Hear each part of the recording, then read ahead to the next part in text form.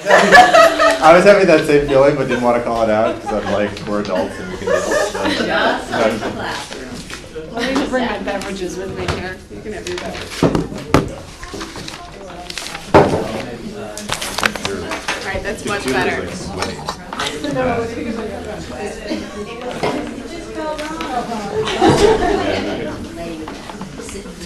Those traditions, maybe we have to change it. Redistribution.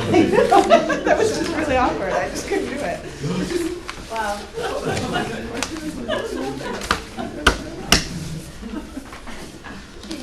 You ready to roll? Yeah. Are we rolling? Yeah. Okay.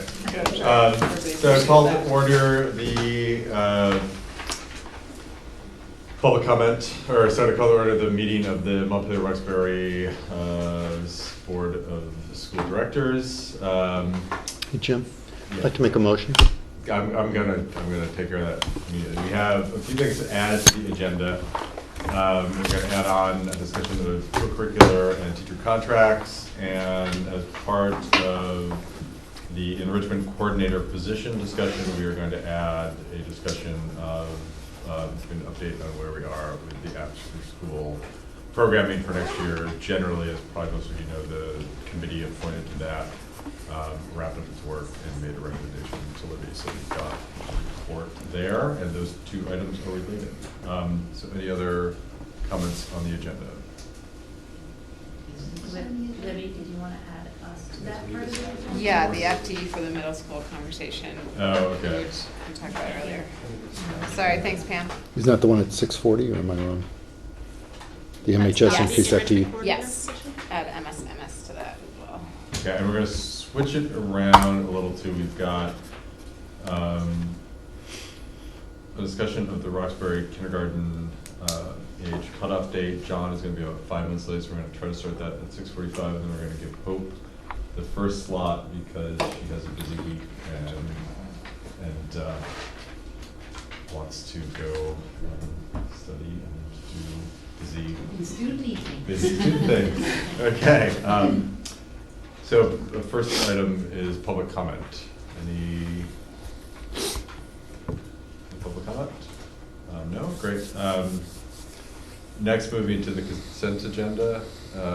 Motion to approve the consent agenda. I move to approve the consent agenda. Second? I'll second it. Any discussion? All those in favor? Aye. Any opposed? Consent agenda approved. Hope, floor is yours. Great, thank you. Oh, So Emma can't make it, and she wanted me to let you know that she wishes she could be here. It's Abenaki Recognition Day at the State House, and she's Abenaki, and so she wanted to, support her heritage. And I'm sorry that I do have to leave early tonight. I know that spring is a busy time for most juniors, and with AP exams and standardized tests, I just have a lot on my plate right now. So. And Emma did work on the list that I have, so she does have some input and contribution in what I say tonight. So we're just going to follow the usual format with student celebrations at the top.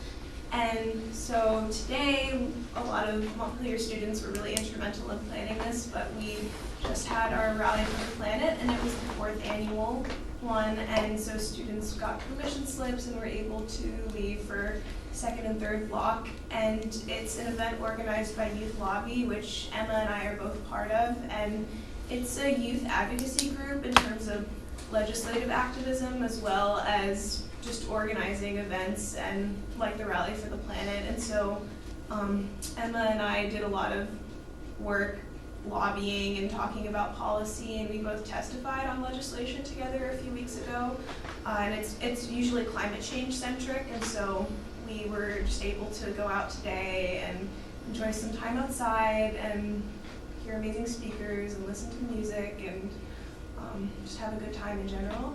And next week, I'm going to be participating in the All-State Parade, which is our first one in some odd decade. That's happening through downtown Montpelier, and I play the violin, and so I'm also going to be participating in the All-State Orchestra for that, first violin.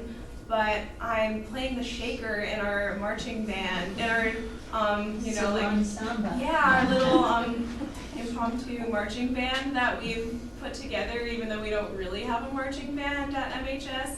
So there will be like hundreds of kids through downtown Montpelier, so it'll surely be a sight. And At 6 o'clock. yes, it's at 6 on Wednesday, and then Thursday and Friday is the festival, which is taking place at U32, and I know some people here are hosting, so with that. Did you say there's going to be a marching band parade in Montpelier on Wednesday? Yes, and it'll be, 6 o'clock. it's 6 huge. o'clock, Steve. Yeah, it starts at the middle school. I will be in it. Solon Samba. How many of you think there'll be? My daughter will be in it too. How many? Ella will also, she's like playing with this huge drum that is I was gonna ask if like half she's the gonna size do it. of her. It's just, it'll be interesting to see. So 6 Wednesday. Do you have any baton twirlers or 1,100 is anything? the number of students expected. What's that? 1,100. Oh, really? Wow. I didn't know that. Just from Montpelier. Just kidding. How many of our Yeah. folks? How many of ours? That's why they were having a little difficult Yeah. bid. We got them all? Uh, They're not all in? No, 20? You got 20 maybe? How From many kids Montpelier? in Solon Samba? I'd say like 20, 25. Cool. Yeah, Very good. it's interesting. To add to that, there's gonna be buses parking at Moulton School, so they'll be at Main Street as Mm. well, so just if you're trying to get through town, Don't. navigate if you're not coming to the parade, which hopefully you all are, but there will be some traffic congestion with all the buses coming in. Yeah, if you're trying to get through town, you won't. And this past week was prom, and I just wanted to give a huge shout out to the prom committee because I know they worked really hard to plan this, and I had a great time. And Emma also went, and I know she had a great time. And girls Ultimate played their first game a few days ago, and this weekend, Ultimate is hosting the Capital City Classic, which is this huge MHS tournament. And Club Action and Interact are banding together to organize the Empower Vermont Festival. And it was something that Emma actually started last year, and it was the Livelihood Music Festival, and we renamed it Empower Vermont this year. And it's in the works, but a lot of different club members, underclassmen and upperclassmen, are working to plan essentially a music festival that will also serve as a fundraiser and benefit a Washington County-based organization to help survivors of sexual assault. And that's partially why we decided to rename it, just because we really like the idea of empowering others and that being our new name. And yesterday, Mike News came to the Montpelier High School campus, and they're online, and so they're like a national news organization, and so they came for the second time, which is kind of phenomenal. And last time they had come because we raised the Black Lives Matter flag, and this time they were coming to interview youth lobby members and members of Montpelier High School Earth Group. And I was one of the students interviewed, and so was Mr. Sabo, Tom Sabo's son, Matt Sabo, and he goes to U32, and it was great to talk about the sense of community that I feel in Montpelier, and also how I've been able to, grow as an activist and advocate and find support for my school community in doing so, and the work that we've done as students in the State House. And it's also just hilarious, being on camera and having to walk around the building with Max Sabo pretending that he goes here. It's just when it comes out, it'll definitely be funny to the people who actually go here and work here. And AP exams, SBACs, and science assessments. I know that even though I technically have a late start, since I'm taking AP courses, while the freshmen are going to be doing their standardized tests and some students have a late start, I know that AP students in AP Bio and APUSH on Thursday and Friday will be coming in at regular time and doing some practice sessions. And I took science assessments last week, and I am taking some AP exams, and so I know that essentially all through the grades we're kind of experiencing standardized tests, and so we can answer questions if you do have any about what that is like. And as for student concerns and student needs, it's essentially just remain the same in terms of students' educational support systems and how best we can promote equity. And I know that you all were just meeting in regards to that, so I'd love to hear about any updates you might have, and just how we can support diversity and inclusion in the MRPS education.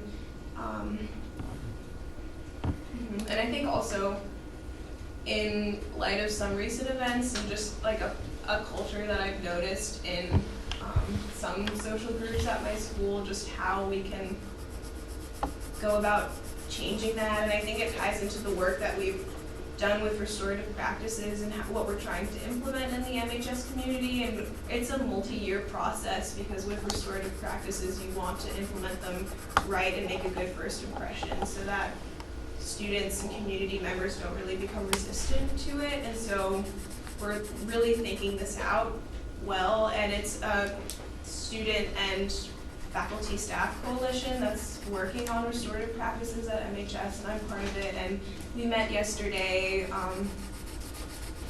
with Lou Ciceri, and he works in the planning room, and Lisa and Amanda Payne and guidance, and talked a little bit about small changes we can make right now and how that'll fit into the bigger picture of what we can do to foster community. And restorative practices is not just a restorative justice piece. It's not about what happens when something goes wrong. It's also just about how we can foster community and a sense of trust between teachers and students, even though teachers are authority figures, and how we can go about that. That's it. So I'd be happy to take some questions if you have any. Hear about the meeting you guys just had. We fixed the office.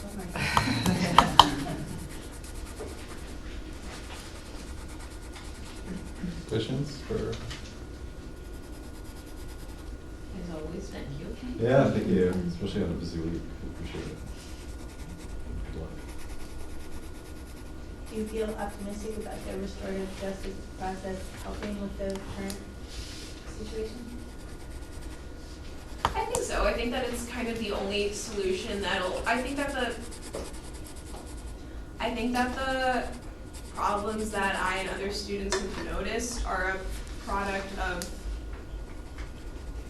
just a negative culture amongst peers, and I think that restorative practices and restorative justice is perhaps the only, or at least the most effective way to sufficiently solve the problem of that negative culture and change it so that it's less toxic, I guess.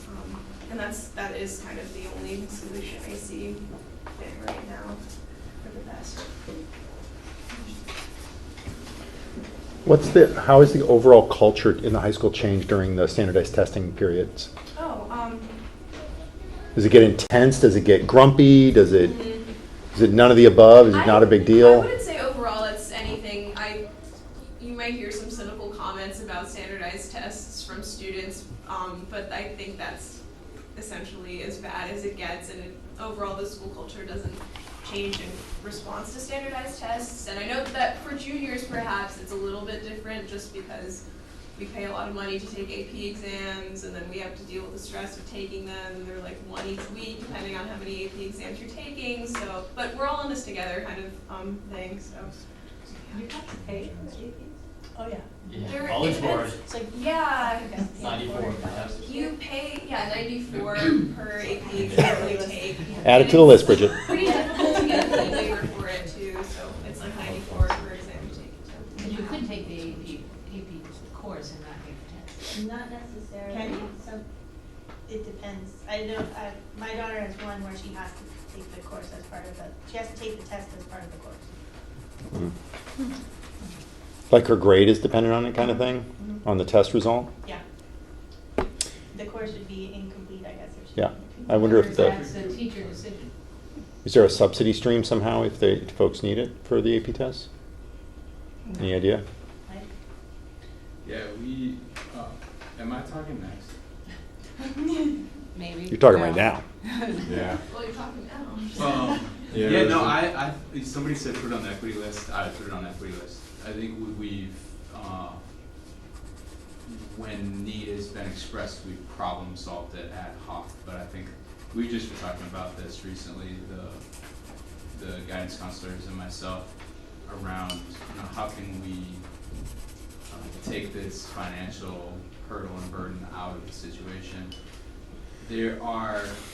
College Board provides free testing for students based on income levels for the SAT and the PSAT, but they don't for AP. And so it's a problem.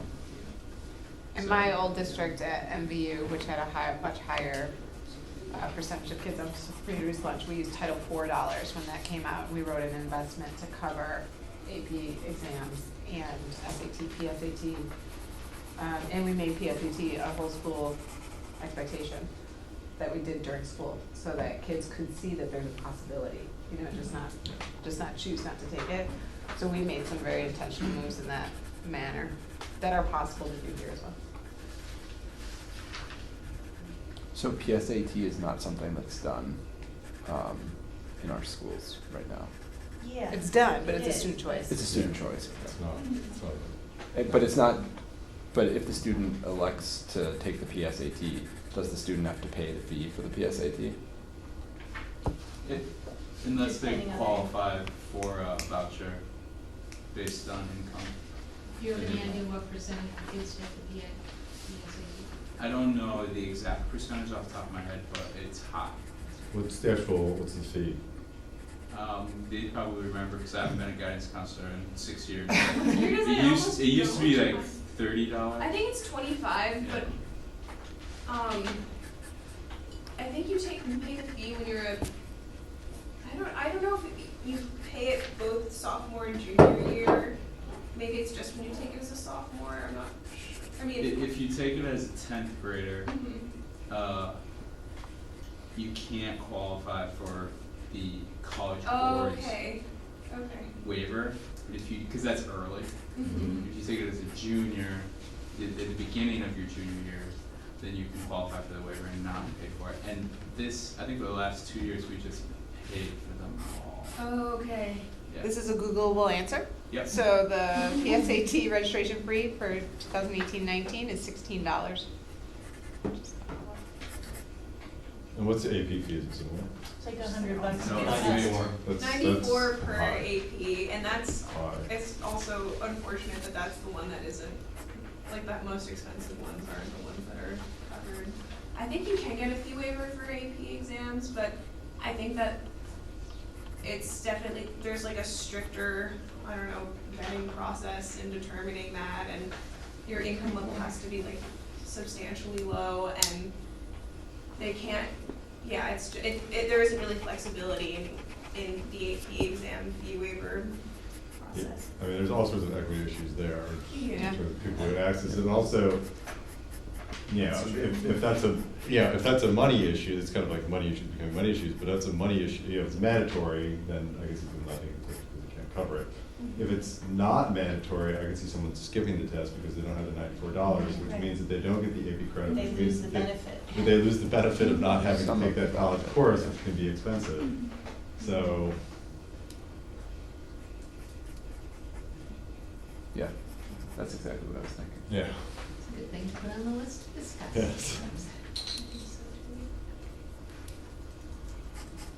Great. Thanks, Hope. We appreciate it. We didn't really answer Hope's question. Hope asked about our discussion about equity. Do you want to sum it We've up? just begun. Sure. Is the answer to that question. We've just We begun. talked about really, like, we're getting to true equity when we redistribute resources into groups that have historically been marginalized. And that can be very hard. And how do we uncover where we do that? I would say even beyond resources, I mean, also things like narratives and power and perspective and decision-making. And, because I think in some ways you can perpetuate inequity by just distributing resources, but keeping all the power structures in place that make it hard for the person that, say, we sprinkle some stuff over there. So, It was a very good discussion. And it's gonna, we really wanna continue it, and the one thing we came out of it is that we wanna be more intentional about thinking about equity in everything we do, rather than having it be like an occasional silo discussion. That's, And AP courses do come. yes. That's good. Mhm. That is good.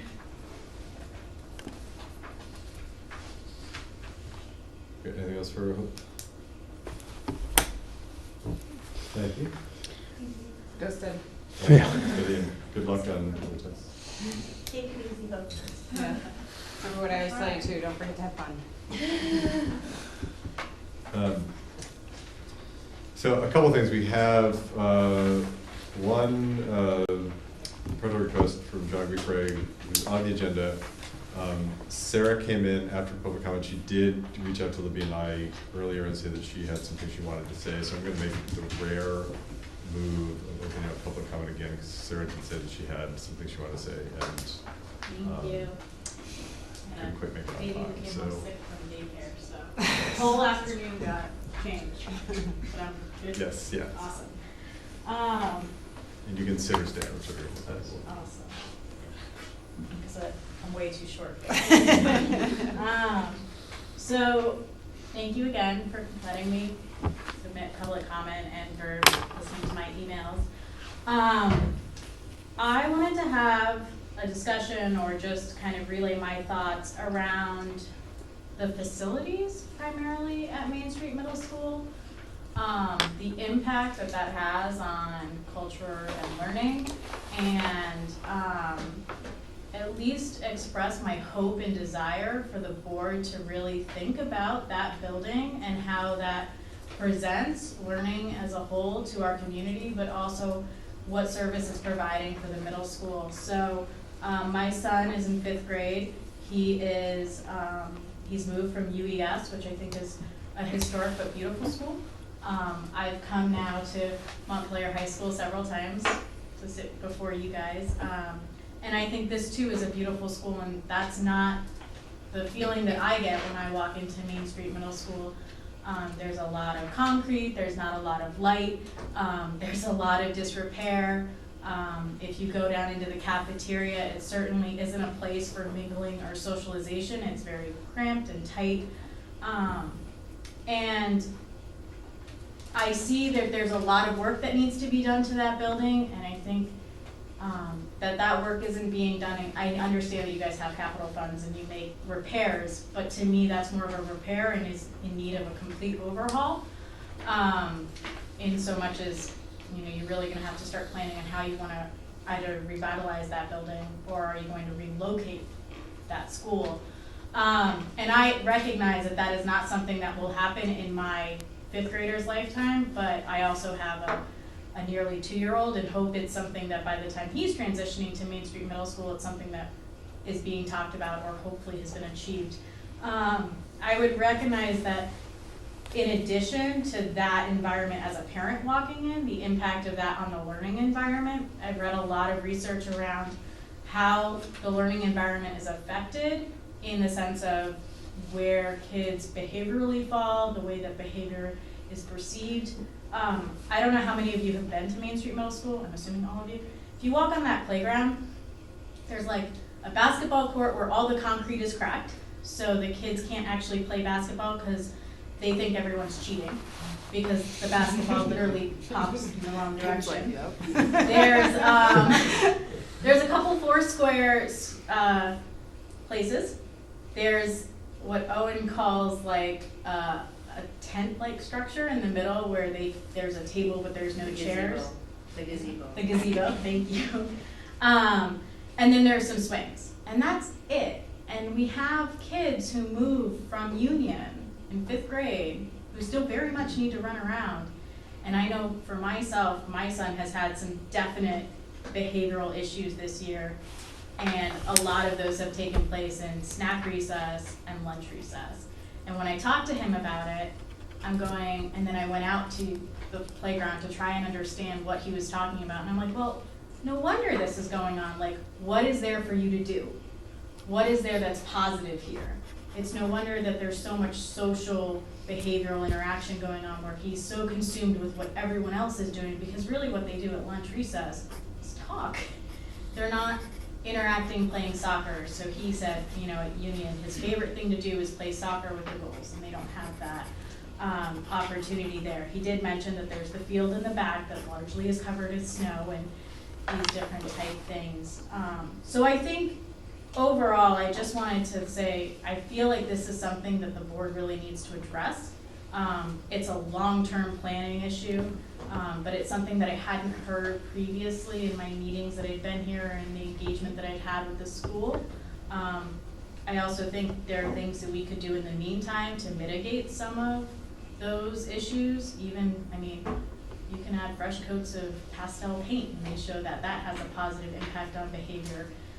Whether or not you choose to do that is up to you, but I think that there are things we can do to have that impact. And I know in my discussions with Pam and Matt around behavior and this culture at Union, there's definitely, my understanding is that I'm not alone as a parent in struggling with some of the behavioral aspects, but also just some of the frustrations at Union, and I don't speak for them. You mean Main Street, sir? Or, yeah, at Main Street. So I think it's important to recognize that, like, that building has a huge effect on how we present ourselves, how the learning environment is perceived, and what kind of environment they're leaving coming from Union, and then having that impact at Main Street.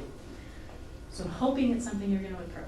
My second topic would be the use of detention at Main Street Middle School and the national move towards restorative practice, the recognition of cognitive behavioral therapy, or like processing, so doing, if you have a behavioral incident, going through that with a student and then going through like what could you have done differently, how can we repair the harm. My son hasn't had a detention, but he comes home every day with a list of kids who have had detentions, even though I don't think that they're new kids every day. It seems to constantly be on his mind, and it's almost idolized in his mind of like, oh, this is something, you know, that's weird and maybe I should try and get this, or, oh, these are all the kids who did this today and this is what they did to get detention, and it's like this rumor mill that goes on, and I'm constantly surprised, one, by the fact that this is what consumes his social interactions, but two, by the fact that we're still using this practice in such a progressive community. I recognize that the board has very little say over that practice, but for whatever influence you do have, I would encourage you to look at the national standards and the policy movement towards that and move towards more restorative practices. And the last thing I want to address, which I've talked to Libby about, is my interaction in Main Street, where I feel like there's a lot of just culturally, there's been a ginormous shift between Union and Main Street. And I haven't been able to completely put my finger on it, but the kids are quite frankly just mean. And the things that my son comes home with, and he doesn't want to go to school, and he doesn't find school to be a positive environment. And we just spent nearly 2 weeks in England, and he was a different kid when we were gone. And I just checked in with his special educator today, and she's like, he's right back at it. He doesn't want to be here. He doesn't want to interact. And when I ask him about it, it's all about the social and behavioral interactions and the lack of support that he's feeling in this environment. And I've talked a lot with Matt about this, and I really value all the things that he's doing and all the work that he's trying to achieve. And I think that there are steps that are being made. But when I talk about it with Owen and I talk about it with other parents, I'm not looking at it as a singular, as a parent who's seeing a singular issue with my son, but I'm seeing it as a systemic issue. And there's just, you know, we're recognizing as society, we're moving on, and we're going through this great evolution of change. And there's a lot of meanness going on, and a lot of bullying, and a lot of kids are just not nice there. And I think that's something that really needs to be addressed. And I think some of that could be addressed by things like changing detention to restorative practices, incorporating things like, you know, circles of support and accountability. So that's what I came to say. I really welcome all of the hopeful insight you might have in that issue, and I hope you guys take some of those things into consideration in your next policy moves and capital funding. Thank you. Yeah, no, thank you, and we do have, facilities is a subject that we're planning to discuss as part of our retreat, and clearly MSMS is a huge need on that. And I definitely want to echo your sentiments about restorative practice and detention. They're at odds, and it's surprising that we still have that practice in the district, so thank you. I think you can do a lot with really small changes too. So, thank you all. I'm going to unfortunately leave you to go back to my signature. Yeah, good luck, sorry. Thanks, Sarah. So next on the agenda is John Guffray, who has a request to the board. Do you want to come up and kind of speak for a couple minutes? We can do it any way you want to, but I'm happy to give you the floor. You can do it the easy way or the hard way, go. And everyone did get your letter. So. Okay. I won't fault any of you if you didn't go through the exhaustive length of it. Can't usually be faulted for not being thorough. It was thorough. So I guess what I'd like to do is ask the board, and I appreciate you having me here, to consider my request for you to reevaluate the policy mentioned there. I don't know, I did put some speculation, as my guess was that was one of the easy merger policies because they were the same date, and it was probably just, let's move on to more important things. However, I think that it might have, at least in our situation, it seems like it's raised a potential question, certainly a question in our mind about, is this policy good as it is, or or is there a better way, perhaps, to do that? So I don't want to go through all 5 pages of it. I'm happy to answer any questions, but I guess I want to make sure that the board understands where I'm coming from in my request, and I certainly have thought through it and on a variety of different levels. And would like to provide my feedback as well as some other insight, I guess, into it. I did try to find out from the Department of Education if they track how many school systems use September 1st. For those of you that don't know, the state mandates that you be 5 by before January 1st, so December 31st. And that you're in between, basically the dates are September 1st to December 31st. And then it's up to the districts to figure out what they want to do. So I got an answer from the Department of Ed. They do not track that information. So unfortunately, I don't have that. However, in searching for that, I was trying to find it online.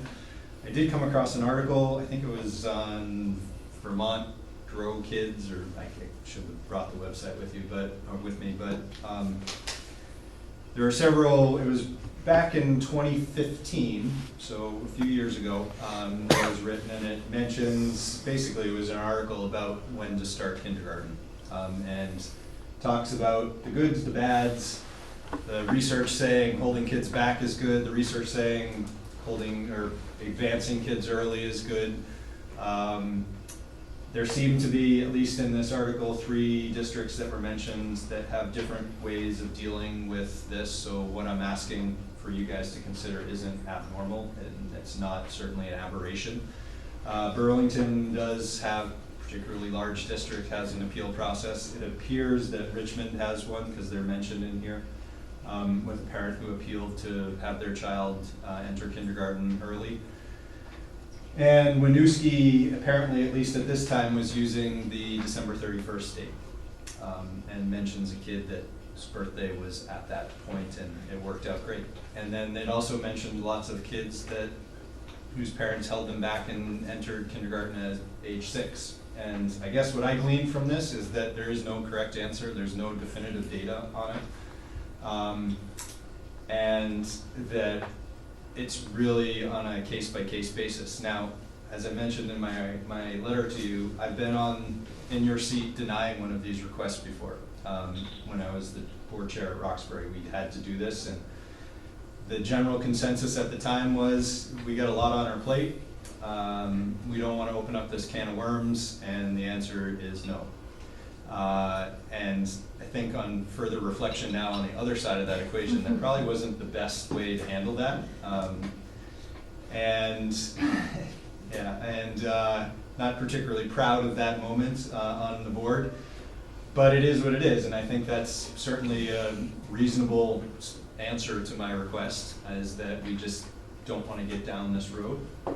I guess I would encourage you to do that, and I think that my mention about making good policies, in my opinion, are based on objective data, but also have room to evaluate special circumstances, not on subjective means, but by objective means. So while we have objective data, which the state says January 1, we're choosing September 1, we have that as general guidelines amongst the education community.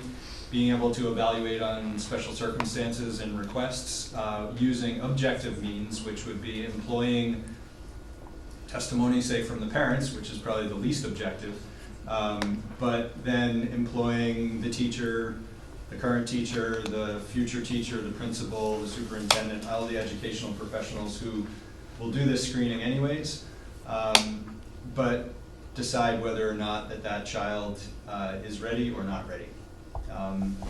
That's something that certainly some districts have chosen to do, but it's different than what we've got now. It's pretty cut and dry to say it's September 1 and we don't have to have any of these discussions, and I understand that, and I understand the board and a superintendent not wanting to go down that road. I don't think it will translate into a lot of requests.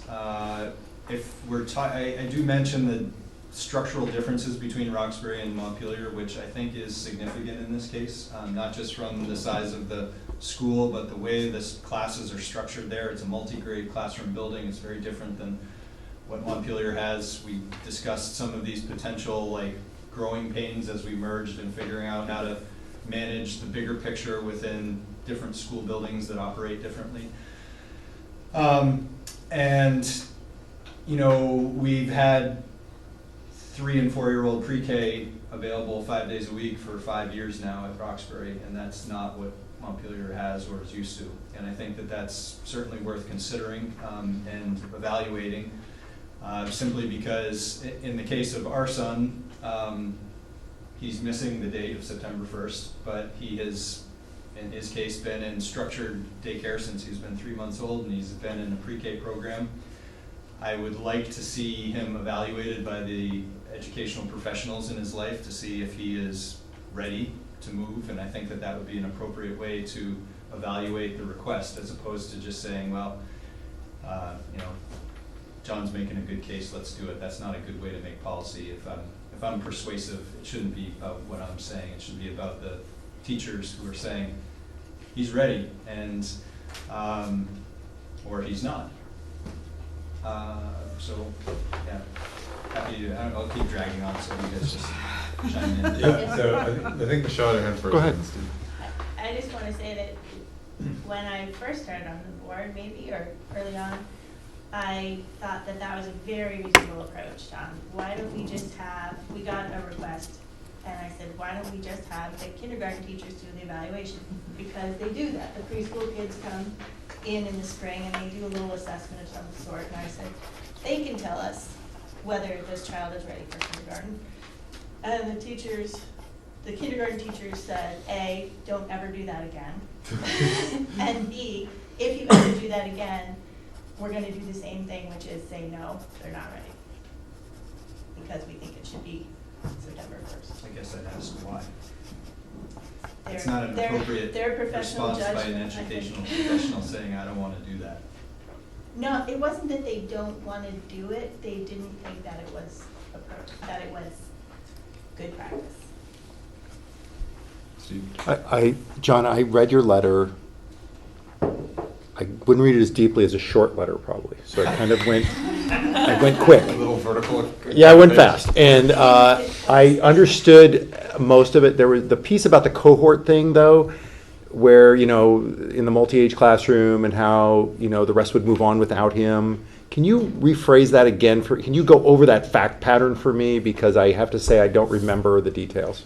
So one of our concerns, and this just has to do with the nature of being in a small building with 10 kids in a two-page classroom, is your cohorts can be very small, and we've had grades where there have been 1 kid and 0 kids in that school in the past. And in the case of his current pre-K class, all of his friends are a month or 2 or 3 or 4 older than him and are moving on to kindergarten. All his friends or the entire? No, not the entire group, but Right. the kids that he is interacting with on a daily, like linking up with socially and His peers, developmentally. And I've heard that there are some fairly young 3-year-olds coming into that class. And so I guess, given my son's particular situation, I'm advocating for the fact that, you know, his mother and I both feel that he just be kind of spinning his tires, hanging out with a bunch of young kids when the kids that he's basically developmentally at that level at are moving on to kindergarten. So is it going to hurt him one way or another? Probably not. We just feel that this is the best thing for him, and within the context of not asking for a special exception, that's why I was approaching it from, can we look at this policy? And does this policy suit our needs, or could it be done a little bit better? Yeah. So my concern is that he's going to be emotionally and developmentally ahead of the rest of his pre-K class if he stays there, because he's already done it, and that class will have to really sort of retreat into picking up for these young 3-year-olds. And the other component of that is managing, and this is where Ben and the teachers at that school could chime in on this, is managing those classrooms can sometimes be difficult, and we've had over the last few years there to have to really think about which age groups are going together based on the kids that are in the classroom, not necessarily just cut and dry on paper, we want a K1, a 1-2, or whatever. Sometimes it just changes because, and I think in fact they had some, you guys could correct me, Ryan and Lisa, on this. I think in the last year, while we were with WSSU, they had some of the kids out of like the kindergarten or the first grade doing part of the day with a class above because they were. They split the first grade class Yeah. into 1, 2, or K1, Yeah. and they did it based on situations they won't do again. It wasn't based on best practice. Yeah. So, it's not my specialty. I guess what I'm asking for is the evaluation of, based on that we have this situation now with a small building with small classes and multi-grades, and a situation where it might be appropriate to allow for this type of evaluation. And I mean, I get it, and I understand why they might not want to be put in that position, but you know, that might be best for them, but it might not be best for the kids. And ultimately, what we all do here is to create the best situation for the kids. And you guys may all disagree with me, and that's fine. I'm just making my case that I think that this is a reasonable thing, and other districts are doing it, and allowing kids to join in who are born in the end of December at that age. And the state has said that that's okay. So I guess that I'm asking for you guys to consider that. Jim, what's our role in this? Policy, right? So the superintendent doesn't have any authority under our policy to make exceptions, is that? Yes. That's where we are, right? So, and really the board doesn't have authority to Board make doesn't. an exception either. They Only would to have rewrite policy. We Yeah. have a policy, it's expressed for the policy.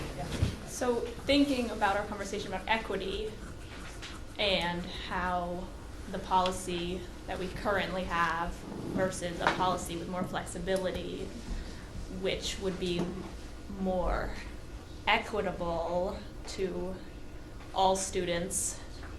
At first, I was thinking a more flexible policy because that's what I was thinking at first, but then I was thinking that the access to the process itself of a flexible policy has barriers for folks from marginalized groups. So I'd be interested in exploring that more. Good job applying our learning. Man, I'm a good teacher. So, I actually like our policy, and I have to admit, I have a bias towards not pushing younger kids into older cohorts, especially at their age. Because it's not just a question of is this child ready right now at 4 to go to kindergarten? It's a question of, we just heard about, the tough social environment in middle school.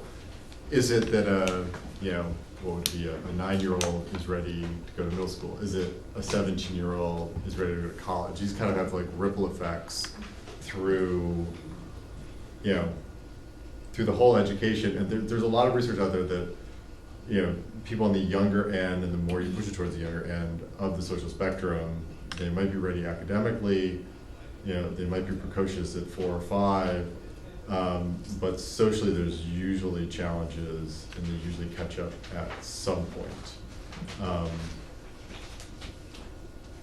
And I also think there's a fairness question. I mean, my daughter, even though it wasn't through pre-K, the way that Children's House was grouped, at least at that time, my daughter, who was a September birthday, was grouped with kids who all went to kindergarten before her. So she kind of had that year where, her peer group had moved on, there was a younger group that came in.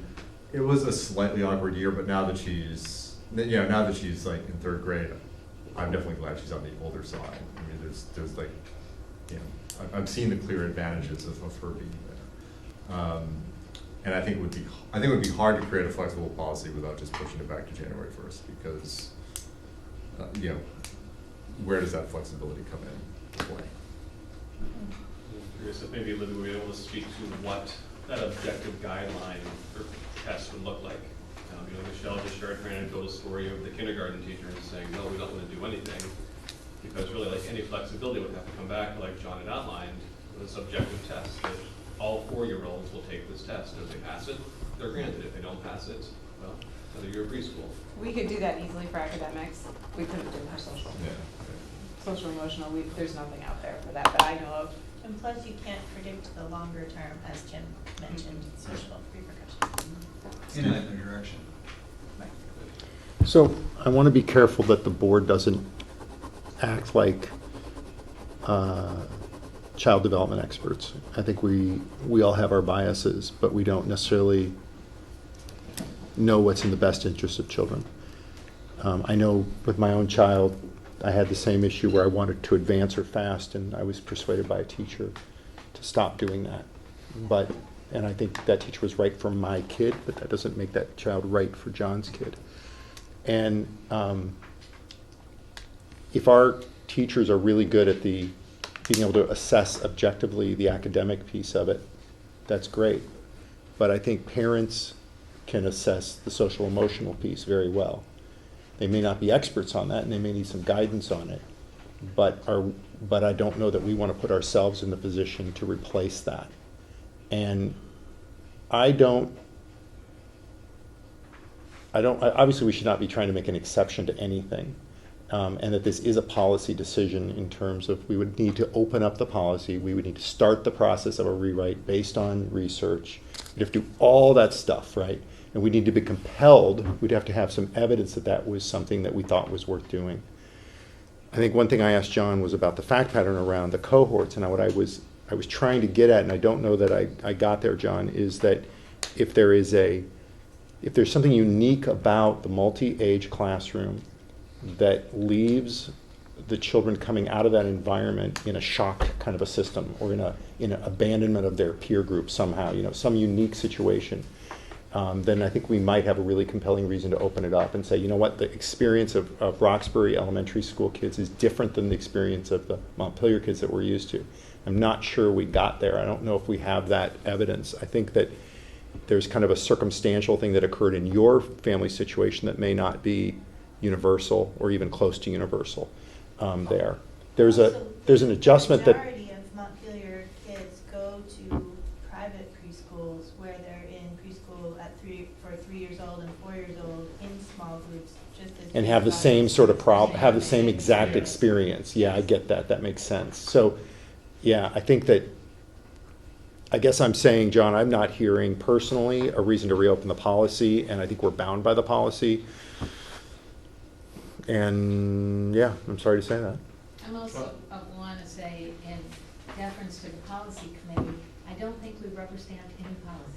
I think we've discussed every single policy in our new merged district for quite a long time. So I just wanted to state that up front, and I thank the policy committee. Yeah, and I also think that if we open up the policy, there's gonna be a temptation for certain families, for financial and childcare reasons, to wanna push their kids into full day kindergarten because, and I think there's better ways to address that problem, that we need to address that problem, but I can see, families that are struggling to afford to pay daycare, who, we have pre-K schools at half day, with a kid with an October birthday, saying, boy, if we could push them to kindergarten earlier, it would be a lot.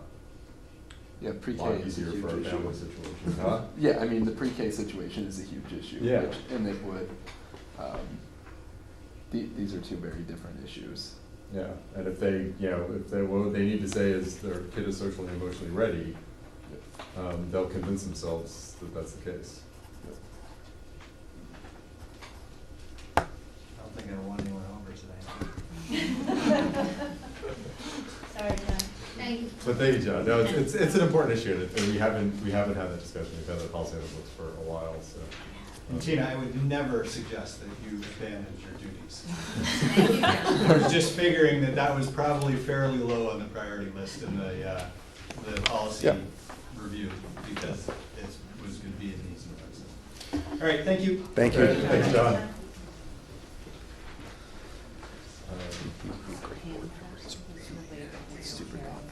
Okay.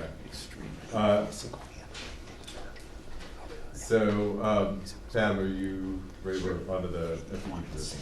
Sure. And Matt. And Matt. Matt can come to the hot seat too.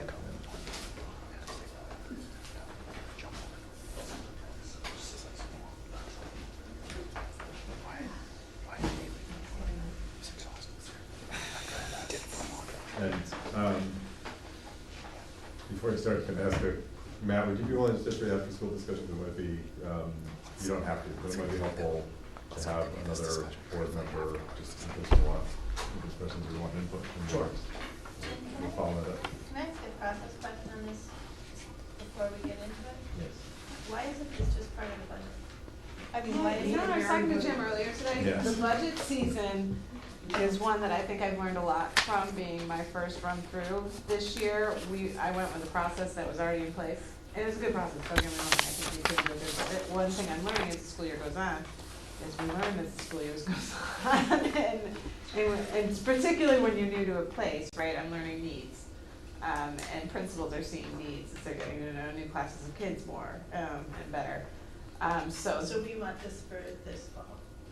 So I'll leave that I to, was just trying to understand why we have a budget request completely separate. yeah, that's Budget why. process. Yeah, a few. And we are gonna address that a little bit Yes. too. So could we have the people sitting at the table introduce themselves Yes. for the Yeah. people at home? Yes. Sure.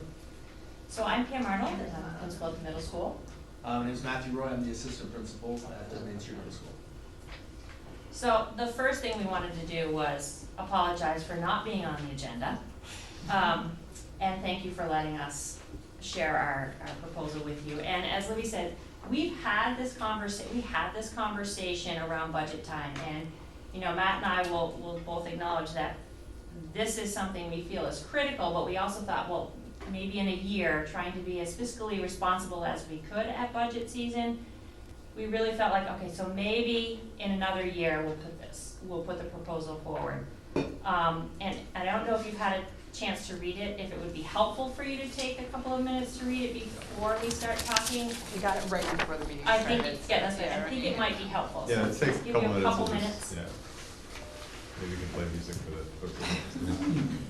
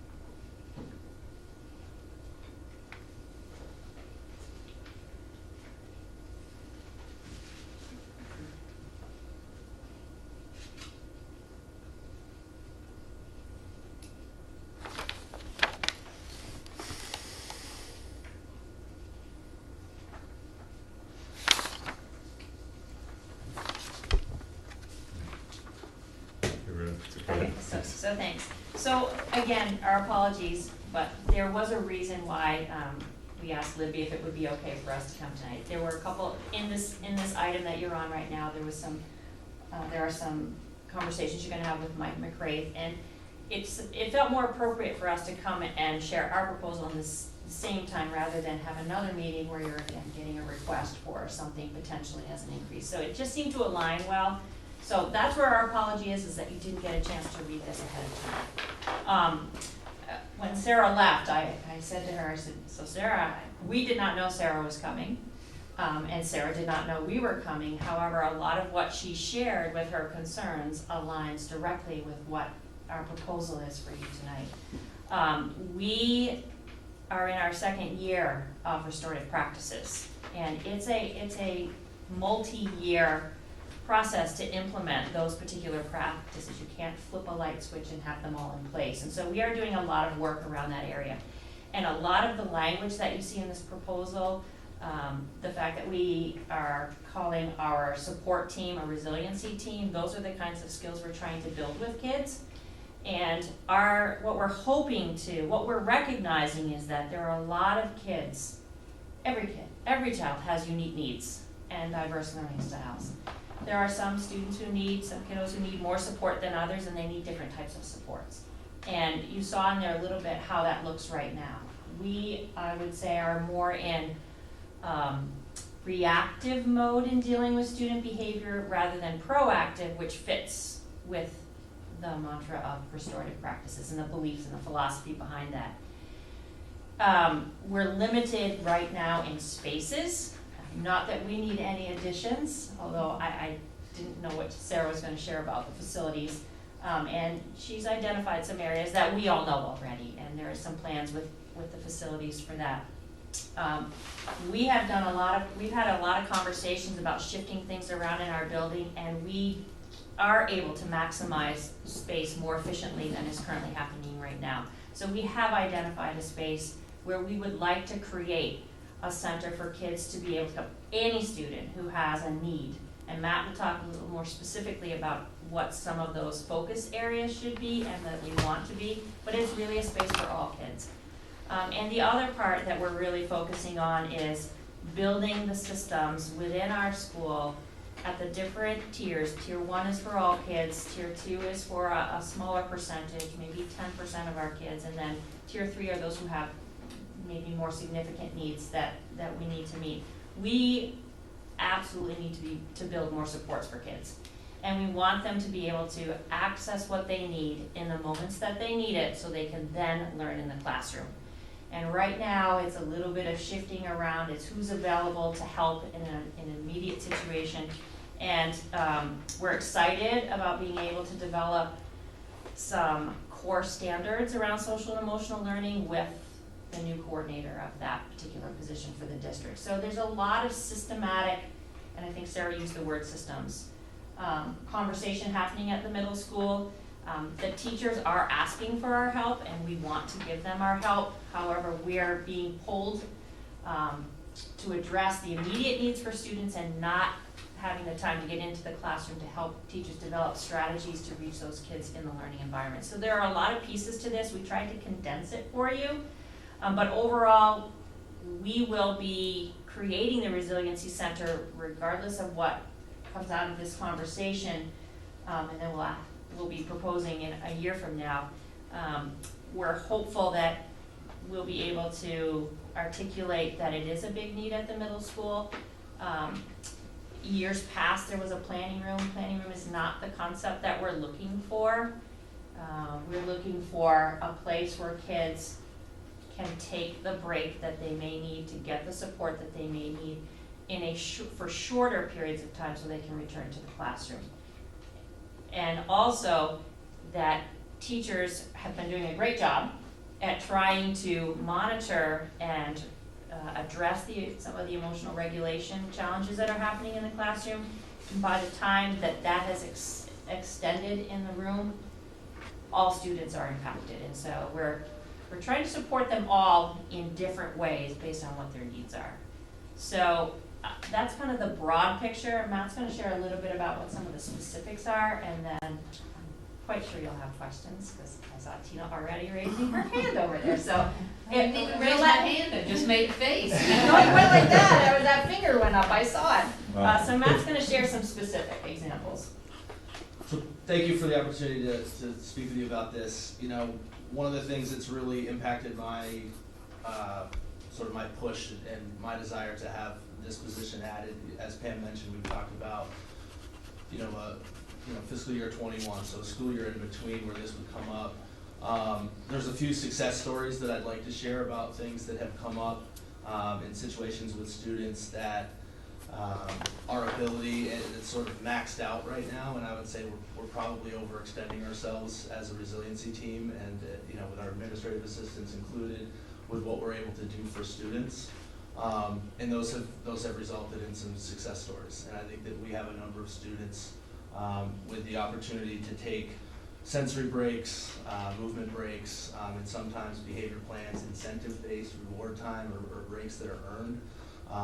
Those things have led to some success with students. I think we have a lot of students who would benefit from similar types of plans and opportunities. However, right now within our systems, within our staffing level, within what we have right now, it's not really possible to offer those opportunities to more kids. As Pam mentioned, a lot of what happens right now is a reactive response to misbehavior. Or in some cases, I think a lot of it's not misbehavior. It's kids are coming into the building with any number of needs.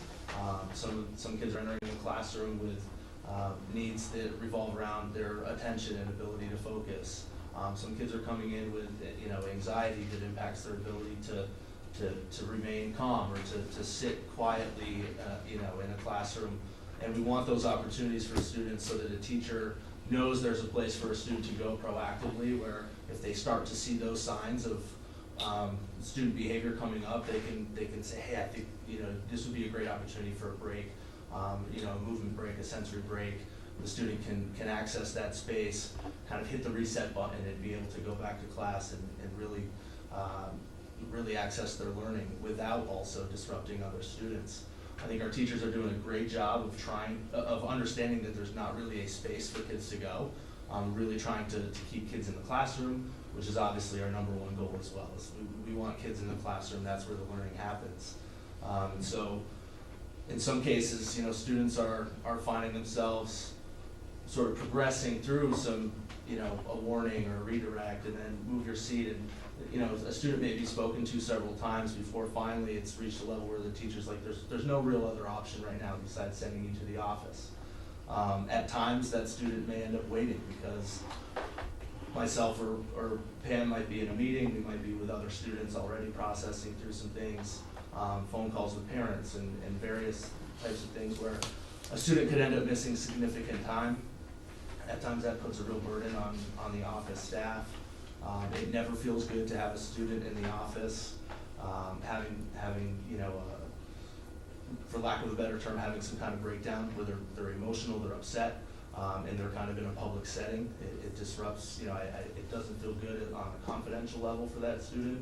I think it kind of disrupts the business of the office and visitors coming in and seeing some of students waiting to get support or waiting to come in most cases, waiting to come into my office so that they can either process through behavior, or in some cases they just need a place to be where they can kind of reset. They can talk through maybe things that are making them anxious, things that are stressing them out, some of the things that they're bringing with them from home, or just talking about what do we need to do when we go back to class so that we can be successful, and not disrupt other students' learning. Sure. And so I asked them if I could chime in for a second. So when we're looking at the whole restorative practices philosophy, a lot of times these students who are being sent out because it's gotten to that level, they're coming in with a feeling like they're in trouble, but they're really not in trouble. Restorative practice is about giving them that opportunity to have that conversation, to work through whatever it is that they need, and then return to their learning environment. So right now it's a bit disruptive for the students who are getting sent out, as well as the places they end up, which is the main office and not the best location, which is why the separate space will make a difference with that as well. But I think it's also that movement towards, we want kids to recognize that they have a need. What's the best way for them to address it or to work through it, and having that support, the support folks there to do that. I lost my train of thought, but it'll come back to me. There's something about, it'll come back to me. So I brought something that I just want to show, and I brought it. We talked about this very strategically, and it's not for. I brought this for the purpose of being able to have the opportunity to talk about what this pile represents. Yeah. And so what you're looking at. Let's share what it doesn't represent. Yeah. So these are office referrals and detention slips. And what. That's a big pile, Matt. Yes, it is. But let us talk through it though. Over what time period? This is this entire school year. And so, to me, what this represents is not, or to us, this is not of oh my gosh, there's an immense amount of inappropriate behavior, or there's horrible behavior of bad kids. If you were to read through a lot of these, or most of them, a large percentage would have the words distracting, disrupting. A lot of these are connected with kids that are having a tough time in the class. And it's not necessarily, these don't represent consequences. They represent, this is information for the office to have to talk with students about what's been going on. To me, it represents an immense amount of time for students out of class, where for some of these students may have had to wait a half hour to just talk about really what are, I would say, like some quick fixes, or where a student may just, for whatever reason, been disruptive, needs to get something off their chest, needs to move around, needs to burn some energy, needs to kind of go through some grounding techniques, some sensory techniques or anxiety reducing type of strategies. And in a large case, what I would say this pile represents is missed opportunities for students. And I think that within that. And a missing system to help support them. Yeah. That's the piece that we're really trying to articulate. That's the most important piece, and kind of tying it in with restorative practices. 80% of what we do within the restorative practices, we want to be proactive. And so we want teachers to be able to identify students that, they're looking antsy, they're struggling, they're starting to get a little disruptive, and be able to take that break and access that sensory space at the resiliency center, so that they can be more successful. It would also give us the ability to schedule breaks in. Sometimes students, particularly 5th, 6th grade, have a difficult time identifying themselves. I need a break right now. Some have that skill, but it would, having a space and a person for that would allow us to schedule those in, so a student wouldn't have to request those breaks or figure out on their own when they need them, but just have that ability to, when we know there's a student that needs them. And a lot of what we see in that pile is developmentally appropriate and learning. However, they need specific strategies and techniques that they can access themselves to help them grow through some of these challenges and situations that get them into a place where they're not in the classroom. So it's not an atypical type of, it's not atypical behaviors, but for some kids, the length of time and their inability to find those strategies is a piece that we feel like we're not providing for them at the moment. And things like bullying or like physical violence, substance type stuff, that would be presented to me on a different form. This is really classroom teachers communicating that a student's having a difficult time in class. The last thing that I'll mention, that I'll talk about as far as what this pile represents is a lot of time that students could be in class that are not, a lot of time where students may be able to, a quick break or some scheduled breaks and time in the resiliency center would prevent a lot of these things from happening.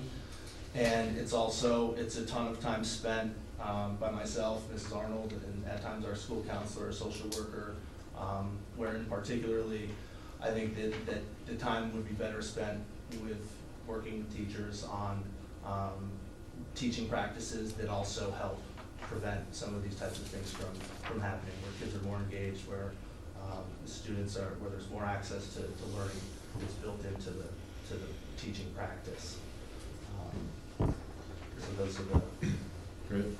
That's our insight. Steve? I want to first, I really have a few really little questions for you, but I was hoping maybe, Libby, do you want to add any context to this before we jump into questions, just because? My only context that I would add is that I think it's an obvious need of more behavioral help at the middle school. There's a significant amount at the, well, I think there's a little need at the elementary school too, but there's a significant wraparound team at the elementary school, and there's even more of a wraparound team here at the high school, and there's these two and a social worker at the middle school. And so I want Pam to be doing something else. I want Matt to be leading that process as terms of this is the system he's building, and not the main person all the time. So yes, I see a definitive need. I want to kind of ask you some questions that are critical of all of us as we do this, but I wanted that pile, what else it might represent. We just finished a really great little training presentation on equity issues, and you guys have probably already gone through that as a team and really started. You guys are probably all on the same team as we're just getting onto the team. We're getting in the arena. Yeah, we're going to get bloody too, right? So I'm wondering if that also represents our district's failure to really do this well in Tier 1, or really meet the needs of all of our kids in that classroom before this ever happens. I wonder if this pile represents the scale of our leaving kids on the margins when we don't want to be, or, and I see in your preamble here, there's a piece about that these are scheduled into student plans, and I'm wondering how much of that, I'm going to ask you I'll ask you 3 in a row and then I'll be quiet. How much of that represents kids who are on plans versus kids who are not on plans? That would be the first thing.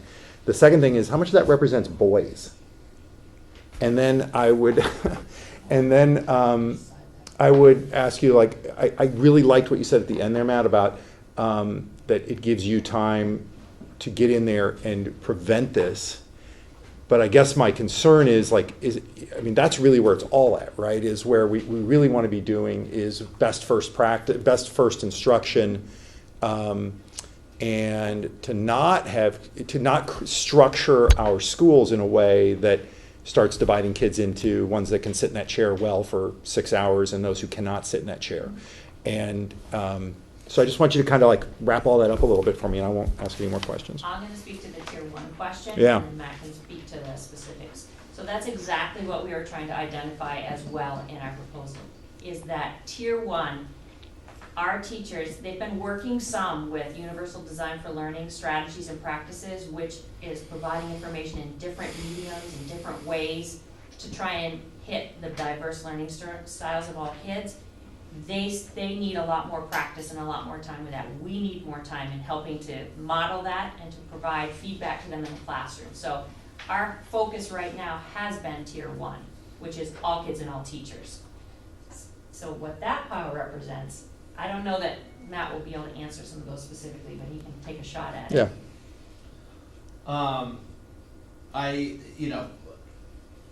I'm hesitant to give a definitive answer about the 2 questions. I don't know that we've analyzed it that way. I'd be Yeah, happy to go through to get back to the board. I'd be happy to get back to the board with those specifics. I think that I would agree. I think that in a large part, I think Tier 1 practices can go a long way to preventing a lot of kids from being sent out of the classroom and getting them more engaged. I also think that there are always going to be kids, whether they're on an EST 504 IEP, I think there's always going to be kids that on one day or another are just going to need a space to go, whether that's somewhere safe to go to work quietly, to get away from the classroom environment because for whatever reason that day they're really easily agitated, or if they're coming in, it was a really awful night at home and they're anxious about things and unable to focus, and that's presenting itself in disruptive or distracting behavior. I think those situations are always going to exist, but I think what we'd love to do is have more time to work with teachers on those Tier 1 practices that aren't just academic, but also what are we doing as a school in Tier 1 for social emotional learning. And there are different strategies for different genders that work.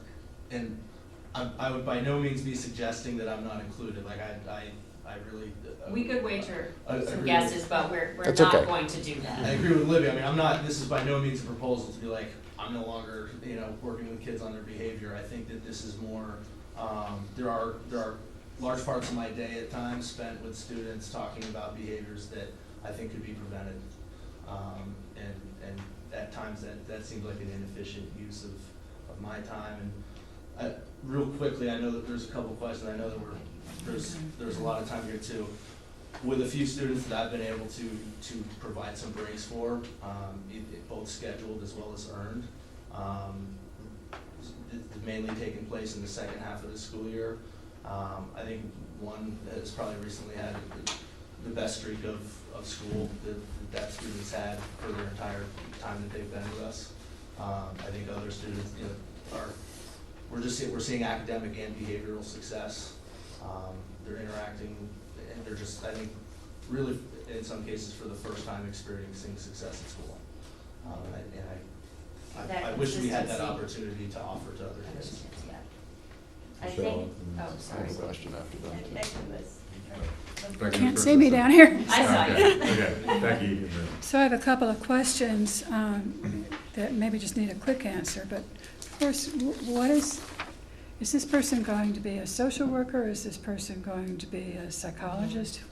Who are you looking for with this? So, we've talked about it being under the umbrella of an instructional assistant position, but it So it definitely. is a true facilitator. You don't see this person doing counseling or anything? No, because by having this particular, we would certainly be looking for a person with those skills to be able to build the rapport with kids and to be able to have that consistency. But with this, it allows our social worker and our school counselor to be freed up to be able to be accessible to more kids, because currently they, along with Matt, are doing these, the scheduled breaks for kids throughout the day, every day. So this person, we're a team, we would be a team, so those kids who are in that space who need additional services, that's where we would wrap in our counselors and the other people with the expertise that student might need. But we did not talk about it as being a licensed individual. Well, then I'm wondering at the urgency of it. And second, the data is incontrovertible that the exact same behavior of a white girl will throw a black boy into detention.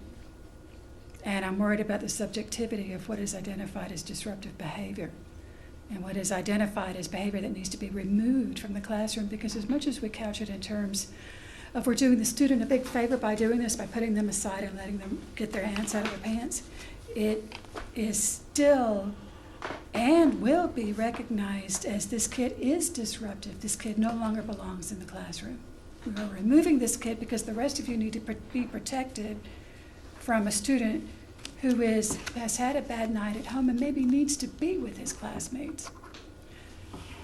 And so I would actually feel a lot better about this if you were bringing in a social worker, a licensed clinician of some kind, if you were bringing in someone that could actually move that child into a better place rather than babysit them. I don't think we need any, and I know you're dying to interrupt me, just dying to. But I think if we bring people into the school system to address the problems of students that are not otherwise fitting into the classroom by somebody's cloud-based definition of not fitting into the classroom, we need to demonstrate how it is we're turning that around in a professional manner. And I don't even know about that data in there. How many of those kids are on free lunch program? That's another issue that has to be addressed with behavioral issues and how it's perceived by the teacher. So I appreciate you pointing that out. And so what we've shared mostly today is tier 1. We do have tier 2 and tier 3 where we know those students who need that specialized, that therapeutic, those conversations, those scheduled opportunities with our school counselor and our social worker. We have those individuals. I think what we're also trying to articulate is that any student, and it's not a removal from the classroom, like you're not welcome there. We're hoping that the kids are going to recognize, that's our goal, that I think I need a little space for a few minutes. This, in our vision, is very short term, like it's 3 minutes, it's 5 minutes, and they're back in the room. Kids are doing that now, all kids will ask, but for the kids who need that very intensive support, that is at a different level, and they're identified. And that's built into their schedules. Yes, and it's built into it's their all part of the schedule. bigger plan, that I Yes. realize that. And you can bring a kid out of the classroom that he knows he's being disruptive for 3 to 5 to 10 minutes. The other students are going to perceive that as being disruptive, and their classmates are going to label them as the kid that needs to leave the room. And I'm just concerned, there's another part of me that thinks, well, if kids have ants in their pants, just throw them into recess. Maybe we need more playtime in the school system, even at the middle school level. Maybe I don't feel like I have enough information to feel comfortable with this whole process. One of the other pieces that we didn't share tonight is, and I think this might address something that you're articulating, we have an SST block, which is an intervention block. That's, depending on the grade, 5th and 6th grade, it's 4 days a week, and 7th and 8th grade, it's 3 days a week. And we've talked about in our conversations at the resiliency team level of, there are kids who might need intervention in a variety of areas, but their most critical one for this week or next week would be scheduling them into the gymnasium, where they're actually down getting some physical activity. And all kids could be grouped into that too. So that's a space that's already there. So if I'm someone who's struggling with reading, and my extra reading intervention is SST, and so I'm always getting that intervention, I'm always feeling like, here I'm spending all of my time working on the skill I need most, which is critically important, but there's a time where I need that physical break. So that's another system piece we're looking at. We didn't share that in our proposal. I appreciate it, and I understand some of the concerns that you brought up. I would offer as a thought and something to consider that a lot of the students, or some of the students I should say, perhaps a lot of the students that I'm thinking about are students that would really benefit from accessing this type of space and what we're referring to as a resiliency center. I would wager that a lot of those students really feel uncomfortable in the classroom because they know their behavior is disruptive to others. They know they're impacting the people around them. I think that giving students the ability to taste some academic success is really powerful. And I think that we have students that, as opposed to I think no matter how hard I try, at this point I need you to go talk to Mr. Roy down in the office is always going to have a negative connotation for students. I think, a teacher letting a student know, like, hey, I think this is a really good time for a break, really presents itself differently to the class and to those students. And right now we have students that ask for breaks and we're not able to provide them. So there's also students that want breaks and know that they need to get some energy out and are self-aware, particularly 7th and 8th grade students. There's nowhere for them to go. I'm just going to have to go on the record that I am opposed to this. I don't have enough information in it. I don't know how the current system is being administered. I would like to know how many of those children are on the free lunch program. I'd like to know how many were African American. I think, having had this personal experience in my family, I do not have confidence in how it will be administered. And I'll just say that. So it's my 2 cents worth. I think Michelle, Tina, Bridget, I think it's Michelle, Tina, Andrew, Bridget. And just quick reminder, at 8 o'clock, we've got Mike, we've got after school, so. Thank you very much. Okay. But in addition to what Becky has said, the pile of paper is like an interesting visual, but it just doesn't mean as much to us as would data.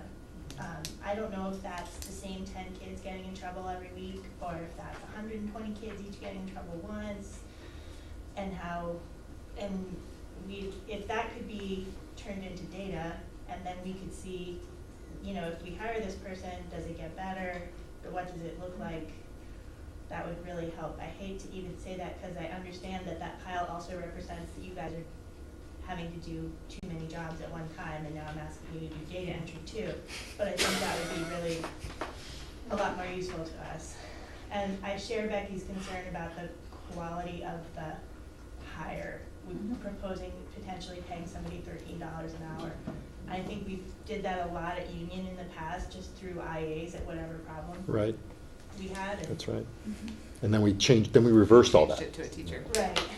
So I don't love that either. Yeah. We've got two things. One is a history lesson I need at the moment. You mentioned we used to have a planning room. So, tell me that sequence. What happened to that person? I understand it's a different theory of how we're proceeding, but do we? Sure, so enrollment dropped dramatically. I think that position, there were 2 people in the planning room at one time. Yeah. And then enrollment dropped, and then I think we were at like 176 students or something like that. And then when Steve Mears retired, we changed that position. The room disappeared. So the rooms have disappeared from increasing enrollment. Right. And then we went to the assistant principal model instead of someone overseeing the planning room. We have in the past had an assistant to the principal. But not at the same time as we also had a planning room. Okay. So those are 2 different those are 2 different positions, and there was never 2. There was only 1 person. So there was the overseer of the planning room. Or the. Yes. So my second question has to do with the implication of this, and it was a fast read, I admit, was they're on a plan. So is this a reimbursable? Is this a special ed issue? No. It's really about all students, and not all students who have breaks or, breaks is pretty much the big one. Or sensory needs or movement needs are on IEPs, no. That is not, that's not the That case. first paragraph makes. Well, we put there's all kinds of plans, and so we put, there could be a child on an EST, a 504, IEP, or it's just a behavior need. But they don't it's not something that's attached to IEPs. Okay, before I go away for various reasons, I'd say I don't have enough information to make this decision. So I think what's really helpful for us is we heard the data analysis of the referrals, because we can tell you what the referrals are about. So we can do that analysis, which is fine. We wanted to come at least get your thoughts before we can, because we see it as a significant need. We do feel like we are not able to meet the needs of all of the kids in the middle school. Can you tell me why this is May 1st? And I've not heard about this in the meeting before. So, as I shared a little earlier, we had these conversations at budget season. And of course, budget season is in October, right?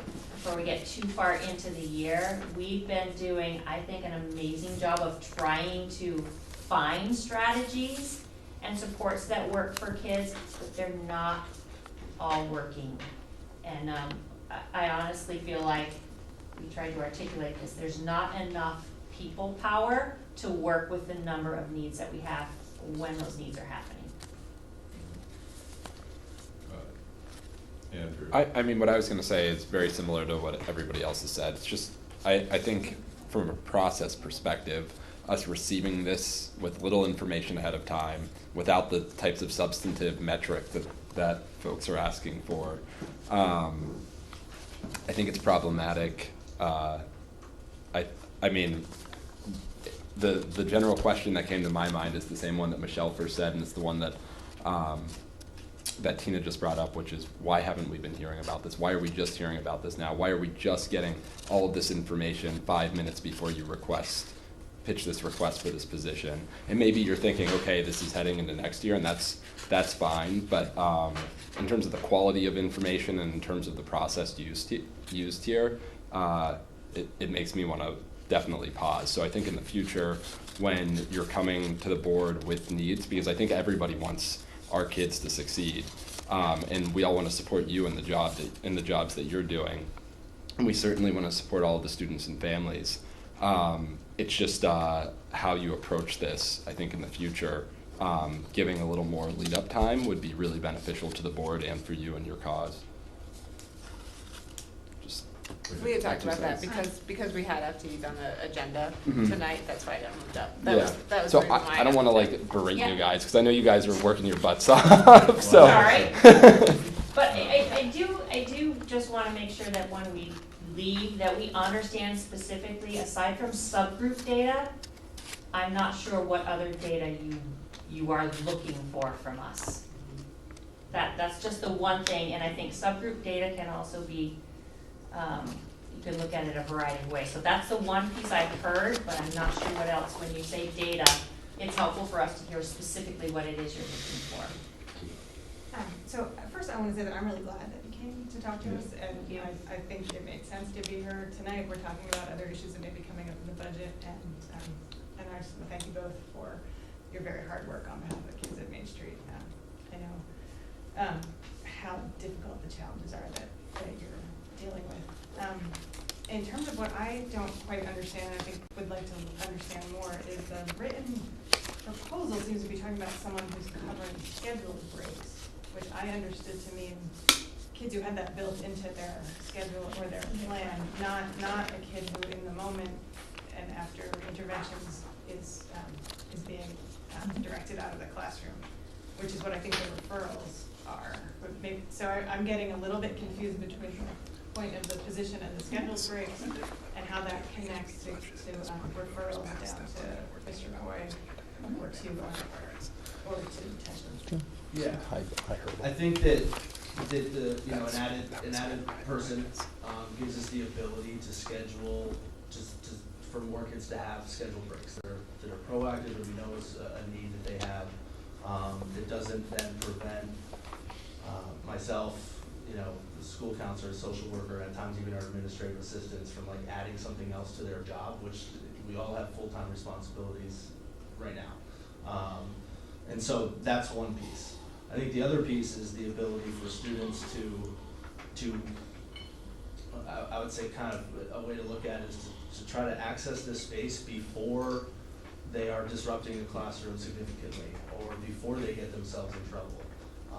In a lot of cases, you know, it's the ability to go somewhere, and sometimes they need to talk, sometimes they need to move around a little bit, sometimes there's different strategies that you know you can do with students. That sometimes it's just the ability to get away from a space and just kind of regroup. I think we can all kind of relate to that at different points. And so it's not just scheduled breaks. Okay. It's a lot of those needs, and it's also to have someone that can help process with a student some really low-level behaviors that might not be acceptable in a class, but aren't necessarily ones that need to rise to the office level. And part of it is certainly providing more time for instructional leaders to be in classes, to be working with teachers, to be working on those strategies that would also help engage all students in really meaningful learning. You know, at times I think there are students that just need somewhere to go with someone, and they just need some time away. And I don't look at this as a place that would be that's punitive, that it's you know, something along those lines. I think it's actually fairly common in schools to have spaces like this, and it's done really well. And so. And we also feel like that pile is a systemic concern, not a kid concern. Yeah. And so that's where, you know, that data piece is, we understand that that's important, but for us, we see that as that's something that we're not doing right for kids. Yeah. Mm-hmm. And that's the part that concerns us more than anything else. I feel like there was a part of your question that we didn't get to. I think you answered it, which is so the person staffing the center would also be would be supervising scheduled breaks, but also interacting with kids who have chosen to come there or whose teacher has given them a choice or sent them there. Do you have any concerns that having a space like that will make teachers more likely to rely on it? I do.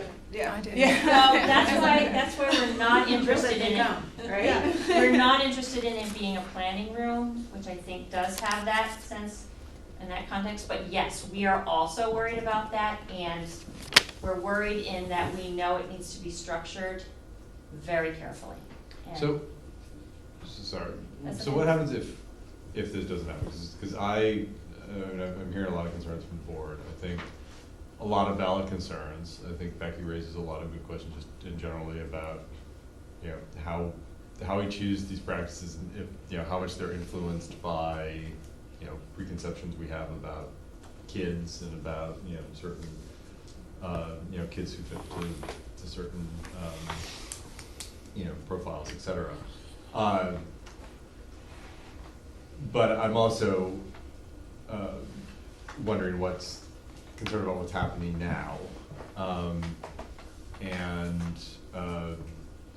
not acting because we have gotten information at the last minute and it's not perfect, and you know, everything we have, and as a result of that, leaving something in place that is keeping all these concerns that we just expressed in the present, and perhaps some additional concerns as well. So that's my biggest take. I mean, you know, and I think this is a discussion we need to keep having, but I think as a board we have to think about, you know, if we push this off, what does it look like between now and the time we get back to it? Can we get a point of clarity though? Because my understanding is Mike's coming to us about an enrichment coordinator No, position. that's me. Oh, that's you. Mike's coming out to increase FTE because of enrollment Oh, okay. and class size policy. Yeah. Okay. Never mind then. Maybe, Olivia, the question I had whenever Pam had asked for what the board needs to see, you know, really since before our last budget cycle, you know, we get requests, we want to see more of this, we want to see more of that, people here, people there, let's fix all these things. But we've been saying, no, we want to slow down, look at the systems, figure out what's in place. It feels like right now, all of a sudden, we're hiring, but I haven't heard how it's all fitting together or what's happening. Like, and I want to appease Matt and Pam, and you know, it sounds good, and let's help, and let's do what we can, but are we just putting the Band-Aid on like we said we don't want to do, or are we actually starting to implement the systems change that we've been talking about the last year? We're starting to implement the systems change, So because we that's know kind of what I more, was hoping we to know get at. more, and we've talked as leadership team, as Pam's nodding her head, more about exactly having the same mentality as to what these things mean. I think, you know, we're thinking systems, you know, during public comment, Sarah, you know, mentioned restorative practices, moving that direction, moving away from detention. I think this is really critical for some of that work. I see this person, if you look in some of the responsibilities, someone that would be trained in restorative practices that would be probably expected or hopefully a member of our restorative practices committee at the school. Our restorative practices committee is working really hard to really be able to do away with detentions, not next school year, but the following school year. Some of that work is the professional development and building our capacity and building our systems, and not abandoning a current system without wanting to replace it. I think that a big part of this role could also be facilitating restorative conferences, and working with students to create plans to repair harm that's been done. And so I think that is a critical piece of this work as well, that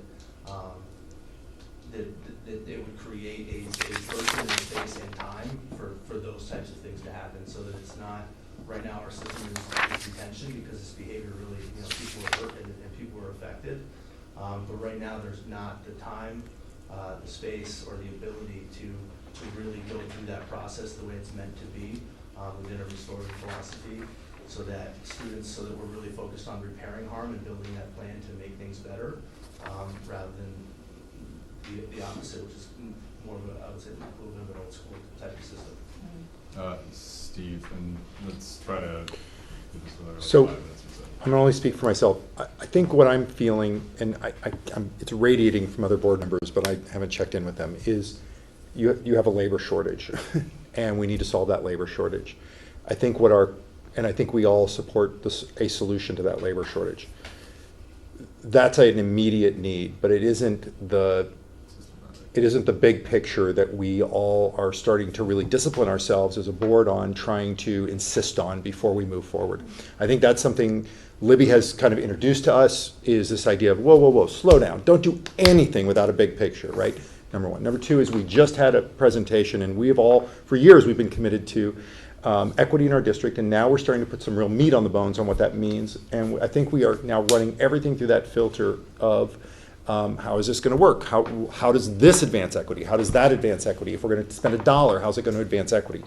And I think that what we need is that bigger picture context for, if we're going to solve the labor problem, is how do we solve that labor problem? And are we really, maybe we're willing to spend a lot more than this. Maybe we're willing to buy, a different type of position that would be more robust than this. I don't know, but I feel like we're missing that backstory. And I think that this green paper didn't get us there. And I think that what we need is, I want to know what the philosophy is. I'm not comfortable with that we actually have a robust and comprehensive philosophy on how we're going to change the system around discipline and support of students who are having these. We're still using a lot of the language that's been around for a very long time on these, and I don't know whether that's really the most progressive way to think about these things. And I feel like we need to be convinced, maybe, and that might be Libby's job, to kind of like lead us into a 1 or 2 sessions of, here's why we're doing it this way. Here's why we're spending the money here. So if we have 3 proposals for additions to staffing tonight, we do have a quarterly report, but we don't have a corresponding proposal to take these from the fund balance. Usually I assume that this would come out of the fund balance, and normally we have to approve adjustments. This position, because Grant has been in training, this position hasn't been talked about like that. The other positions have other funding sources that are not fund balance related. Okay. But we don't know about this because Grant hasn't been. I haven't seen Grant in literally 2 weeks. So, I fully support having enough people in the building to look out for the kids, but I do want to know what is in that stack of paper. I want to know, is it the same 30 kids over and over? Is it the same 3 teachers over and over sending their kids out? What are we? So do you want to write down the list, because you asked what data inputs? Okay. Yeah. Okay. And I don't Just because I feel like Michelle's about to start rattling some No, off. that's so. all. I just want to better understand the problem that we're solving, and then I want to see whether we actually solve it. Right, and I think the other piece that I had hoped to articulate is that there is a need for teachers to have more skills around working with all students. And right now, part of that missing piece of the puzzle is my ability to do that work. Absolutely. And so that's another piece of it. So, and then closing the This vote. is quick, and that I agree with you. I don't want to kick the can down the street and leave you, but I think it came to us too quick. So I think we could right now say, put it back on the agenda at X amount of time with more data and with assurances it's part of the plan, that this And really know is. where the money's coming from. Yes, Well, that that's too. pretty Yeah, critical. That too, but the issue of, is this an all-over plan that has to do with how you manage kids in the building? Am I assured it's not an instruction problem, or if it's an instruction problem, you have a plan for how to solve that instruction problem? I mean, that bigger picture was what Steve and I think Jim was saying. So I'm not saying let's forget it, let's just get more information. And I think in general, though, I really do think in general, though, to get back, to just add to what Michelle said, though, in general, dropping new positions after the budget in this like urgent fashion when we haven't heard anything about it, that process sucks. It really does. That's my feeling. And we want you to know That's how I that was feel. not our intent. Yes. But it's But not. I It's know, not but ideal. at the same time, I think this was a tremendously important opportunity for Yeah, I us to agree. share with you, regardless that, maybe we didn't present it in the way that you would have liked. However, we could have tried to interpret and take a guess at what you No, would have I think liked you for guys us were to great. share. No, And so I perhaps we appreciate bring it. back more detail. But we do appreciate you hearing us And I just wanna make one Yeah, comment, that we're not looking to do management, we're looking to support And kids. Can I put one more thing on your list when we come back? Could you explain why we have detention and why we can't get rid of it and what purpose it Oh, no, serves? we're fairly certain it doesn't fit in restorative practices, So- we know that. So regardless of that, why can't we just get rid of it tomorrow Well, if it's we not? probably can, we Okay. still have to have a system for being able to process with kids. Okay, And that's missing, so, all right, thank you for your time. great. Thank you. Thank you both. Thank you. We look forward to seeing you again soon. Yeah. Well, Is that this year you'd like us to come back, or is Yeah, yeah. somebody gonna tell us? when? Libby's going to tell you what she Yeah, wants. but I mean, it could be more. Michael. Mike, thank you for your patience. And Matt, since that took longer, if you want to go, I think we're gonna actually cover is it that. coming up after Mike? or- Yeah. It is coming up after Mike. It's totally your choice, but it's I'd say at getting this late point I'm and. pot committed, so Uh, might as well stick around. His stomach's been growling for a while. Okay. Do we have pizza There left? should be pizza in here. Yeah, I think it's been the- handed Oh, over no, to you're other not taking a parties. break now. No, for Matt. Keep it, Matt. So McCrave is here because, sorry, Mike is here. I got it. Because we have significant enrollment increase at the high school in the 9th grade. So he's telling me some numbers earlier that it's a pretty significant increase, and our core subjects are busting out of our class size policy. Says the only time this has been said in the state of Vermont in this decade. Yes. And this is not directly coming from 8th grade? We didn't know this was coming? Hi. Mike, principal. Yeah, so it's pretty small, so let me just tell you. I have talked to Grant, I had the chance to do that, not that, you weren't high on my list and close to my heart, you are. But I did. Get on with it. I did go to see Grant first, just to see what was possible, and I talked to him about this in November. And I said, I think we're gonna be really close in English and social studies. I was nervous about English more than social studies. I said, I might need like a 0.2 FTE in English for somebody that's already part-time and expand their job a little bit, and maybe like 0.2, when I'm actually asking for 0.1 in social studies. Do you want me to put that up on the screen in the budget? Or would you just wait to see what the numbers are and come in the spring? And he recommended, I'm not trying to throw him under the bus or anything. He's not here. He did. But you just did. He's not here, probably not watching. He did. I was at that conversation. He just let said, everybody that's- else get in trouble. I know. He Yeah. said that, well, you could be able to blame me for stuff like for years. He suggested that's gonna be so small, just come in the spring and, you know. And here you are. So here I am. Is this So- for the rising 8th graders or Yeah, the current rising, 9th? rising eight, so we knew they were a big group. We knew that we were gonna be full, and we knew it was gonna be really close. And basically, we just needed to add one section of English for our 9th graders. We have a part-time English teacher who has tentatively agreed, pending your approval, to add a section to her job, and that will do it.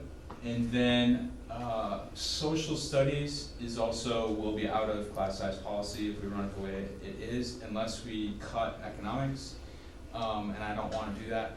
It has 15 students in it, and I'd rather push them into one semester. We can just, have them take economics first semester and have the teacher run a third section of social studies, global perspectives, global and international perspectives, and then the second semester she can just run those same 3 sections in the second semester. So that's why it's only 0.1. So it's not even 0.2. It's just 0.1. That's just what we need to make it work. You're like, it's just 0.1. It's like just, nothing. I mean, it's very small. Very small. So that's what I'm looking for. And what about the MHS data manager? That piece, we put that on the agenda, Mike and I put that on the agenda when we got some information from a staff member that has not come true as of yet. So we're gonna cross that out for right now, and wait on that piece. So you mentioned the 8th graders coming up, Mhm. and that was an unpredictable number? No. What's unpredictable is the number of students that are gonna come from Orchard Valley. Aha, okay. And give them So the numbers we transfer have is right in. now. So it's 116 students that are signed up for the social studies in 9th grade. Some of those are 10th graders because we do have global issues and perspectives is available to all 10th graders. Some 10th graders take it. So there's a little bit of a higher number there. And the 9th grader is at 102, which is, again, it could be very tight, and we could do that, or what is likely to happen, has happened the last couple of years, we get another 5, 6, 7, 8, 9, 10 students coming in and we'll be way out of class size policies. So I think that this will do it, and then you'll see what your numbers look like again next year. But right now, this is what we need to make it. Because these children have registered to be here next year? Yeah. Mhm. Okay. And how will this advance equity? Well, I'm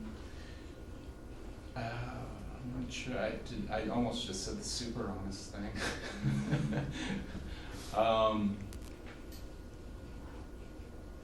The teachers that are going to have more FTE do some of our best work with writing, and they'll be making themselves more available to those students. There'll just be more of them here.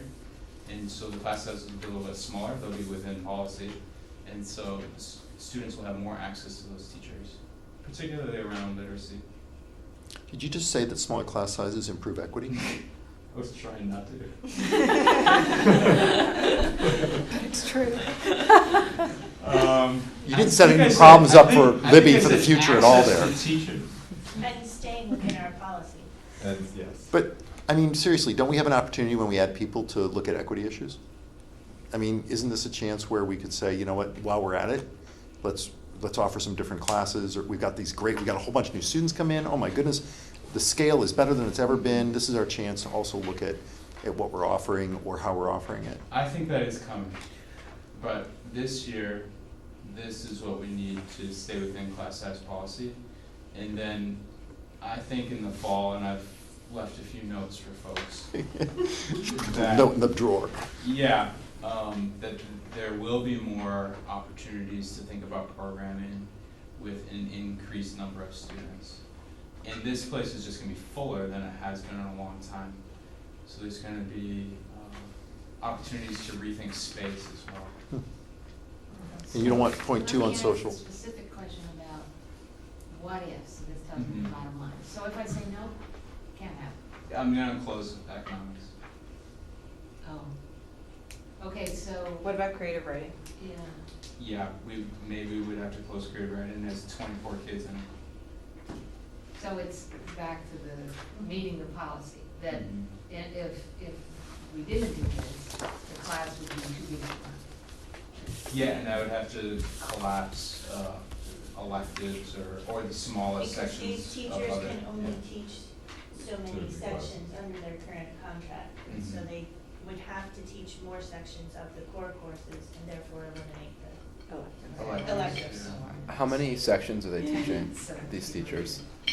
A full-time teacher at the high school teaches 5 sections. So But these two teachers are not. they're not full-time.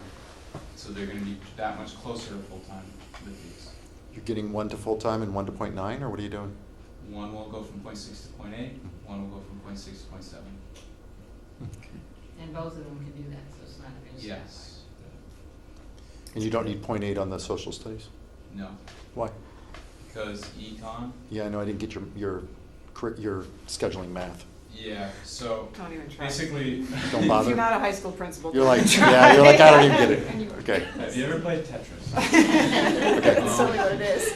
This, and the money Yes. comes from? What's that? The money for this comes from? Increasing enrollments. I think there's a lot of different places that it could come from. What It's is a very grant small amount of money. Yeah. So, Getting emotional. do you want to know do you really want to know the econ? No, I think Libby told me not to try. Okay. She's smart. Just speaking from experience. She's like Steve. And this is being We paid need action on this for. tonight? Yeah, so if we, I- yeah, thank you. Yes. I move that we approve the request from the superintendent and the high school principal for these increased FTEs. Thank you. Or English and social studies. Do you have a second? Second. Where's the money come from? Grant's answer, if he were here, would say the percent increase is so small, and we all know Grant, his favorite word is conservative, that he pulls it from tuition dollars or money that he has Okay. budgeted. He conservative budgets so much that he He's can gonna cover say it. retirements. Yeah, It's one? Yeah, Retirement just is another place. savings from. From Abrams. It's all, it's fine. I mean, if we're getting more kids in and there's always an efficiency of scale in that, so it works. And Mike, we didn't ask you to have this information in advance, but do you have a sense of this year's exchange What's situation? The exchange or tuition? Oh, well, exchange is just with U32. It's not with the whole. Region. It's the No, lottery. that's the lottery. Winooski Valley district. Yeah, Winooski Valley Lottery, so that's different. And this board has moved from 10 to 8 students that are accepted, and there were 57 on our wait list, we had a Jeez, long gross. list. which is a good thing. It's nice to be wanted. So folks, So we're at max Yeah. capacity Yeah. on that front. doors closed, ancillary paths no longer skip down. Any further questions on this specific proposal as part of discussion? All those in favor? Aye. Any opposed? Okay. Thank you, Mike, and thank you. Yeah, Thanks, Mike. Thanks, Mike. Is this our biggest class? Yes. For the high school, yeah. I don't know if it's overall. So I'm guessing it's the biggest class we've had in a long time in the high school. It's really a historic thing for our city that we should remember we're coming back up. Who knows how long it'll last, but we're there. We're gonna go back. Yeah, over 100 No, is- we're not. Well, Well, it's unclear, because- They're like Plateau. Totally. They just haven't got to the high school still. But, you know, we're gonna end up with over 400 in the high school pretty soon. So before Matt brings his sleeping bag and That's fine.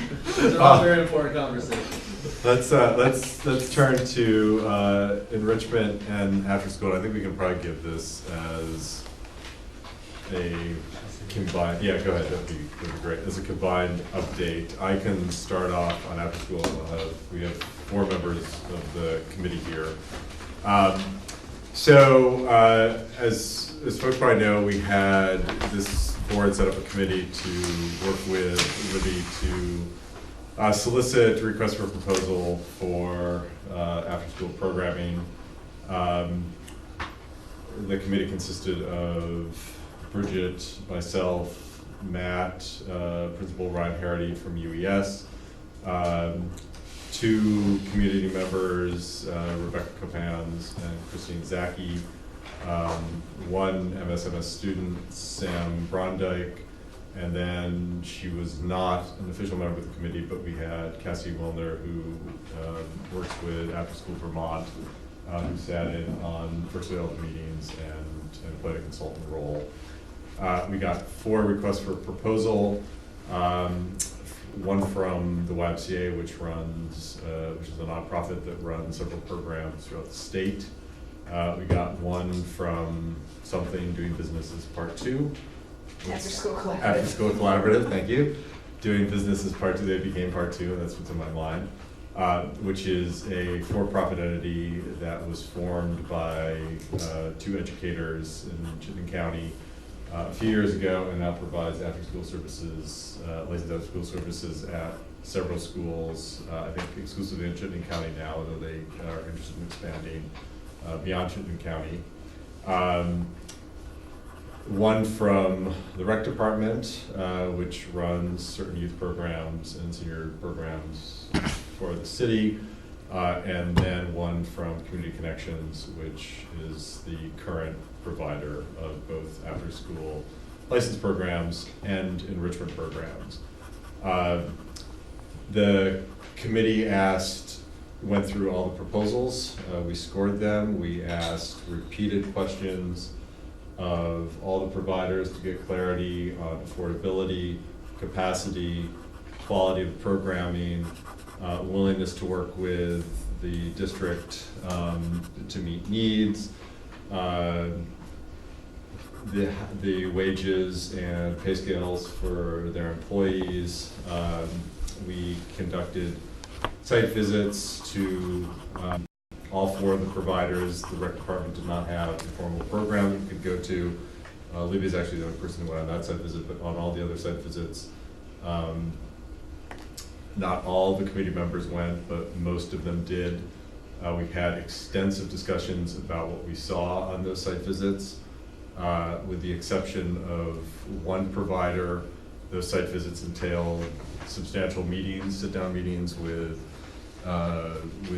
people who ran the programs, where they were able to answer further questions. It was a long and hard process. There was a lot of quality work. I think a lot of thoughtfulness given to it, an incredible amount of thoroughness. At the end, and this was, seems like a long time ago, but I think it was less than a week ago. Last Thursday, the committee had a long meeting where we went through all the information for the final count and came to a vote.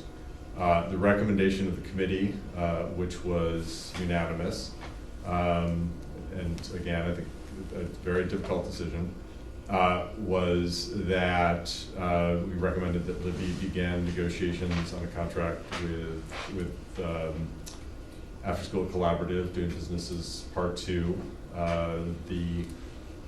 The main factors going into that decision, they met the capacity needs, which has been an issue in this district. They were able to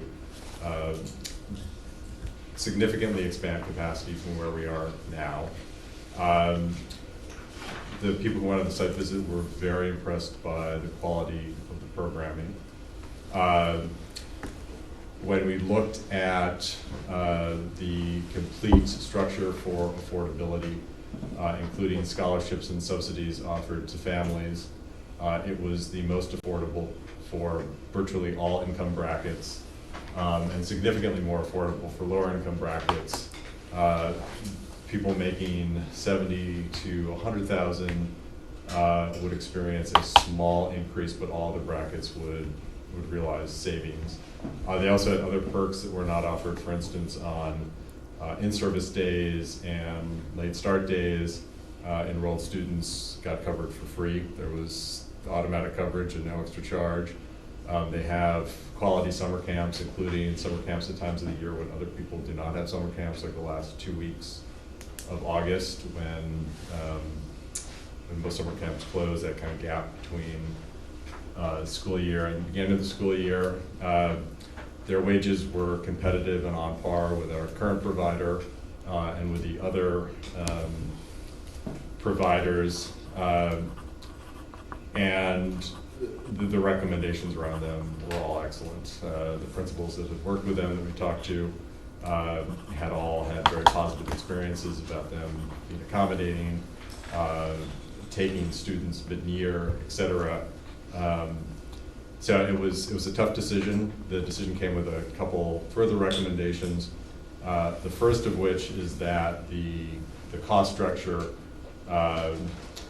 which is not as easily understandable as a sliding scale, which is what our current provider has, even though its affordability at the end of the day is more affordable, that they work with the district to make sure that the cost structure is accessible and understandable to families, so families are able to easily access it and understand it at the onset, that there's not an impression that there's a cost there that's not there.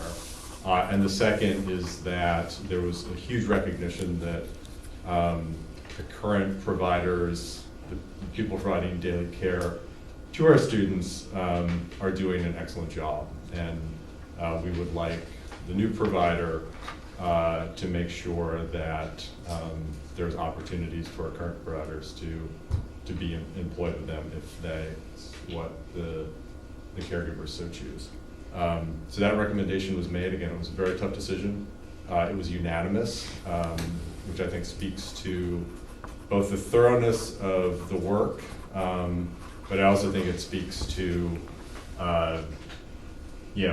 the decision. It was people came in with very diverse views and came out with one view. So I don't know if you want to add anything to it. I would add that we had just two really exceptionally committed parent members, community Yes. members. We're always really just lucky in this town at the way the community can step up, and that added an enormous amount of value. And I also want to thank Matt Roy and Ryan Harity, who are also on the committee, and really were some steady guiding hands toward keeping us focused on the needs of the kids, keeping them front and center. No, I concur with all that. It was excellent, and people went above and beyond. Matt? You summarized it pretty well. I think, I think there were some people that were really swayed by the site visits. I think that played a large role in the decision. I think that the visit to part two, full disclosure, I was not on that visit. I'm somewhat familiar with part two's work, just from colleagues in Chittenden County, but the part two visit was exceptional by all accounts, and really separated them, I think, from the pack, and just all the other things they talked about. One thing that I would mention that I think factored into the decision for me a little bit, or just somewhat of a small thing, but going so far as to talk about sending, if wanted, sending representatives that work with the students to 504 meetings, to IEP meetings, to CSPs, and just the awareness and that ability to work with the school, connect with the school.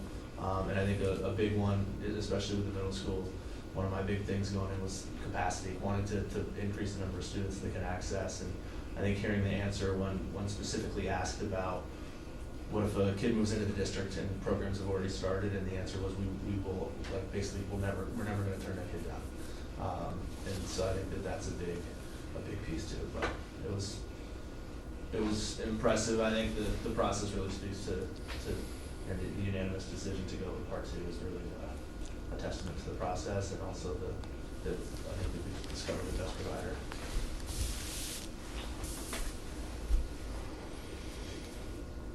So questions about the process, or do you want to introduce the enrichment position and then just take questions about Totally up to you. everything? Let me talk about the enrichment, because they're kind of related. It might answer some questions people have, because the enrichment piece is definitely connected.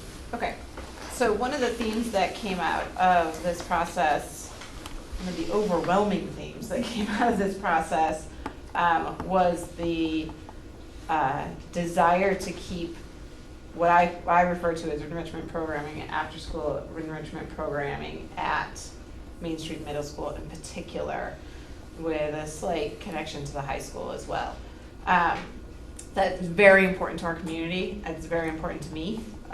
It's very important to our middle school staff, recognizing that those kind of opportunities are what adolescents need for multiple reasons, in terms of mentorship, in terms of finding a love and a hobby. And we've talked about all of those things before, and I think we talked about them in the last board meeting, so I'm not going to repeat that. But I just want to say that's an overwhelming need and desire. At the last board meeting, I presented to you the possibility of a 0.5 position to keep that piece going, and you offered up, like, where's the money, what's it look like, that kind of thing.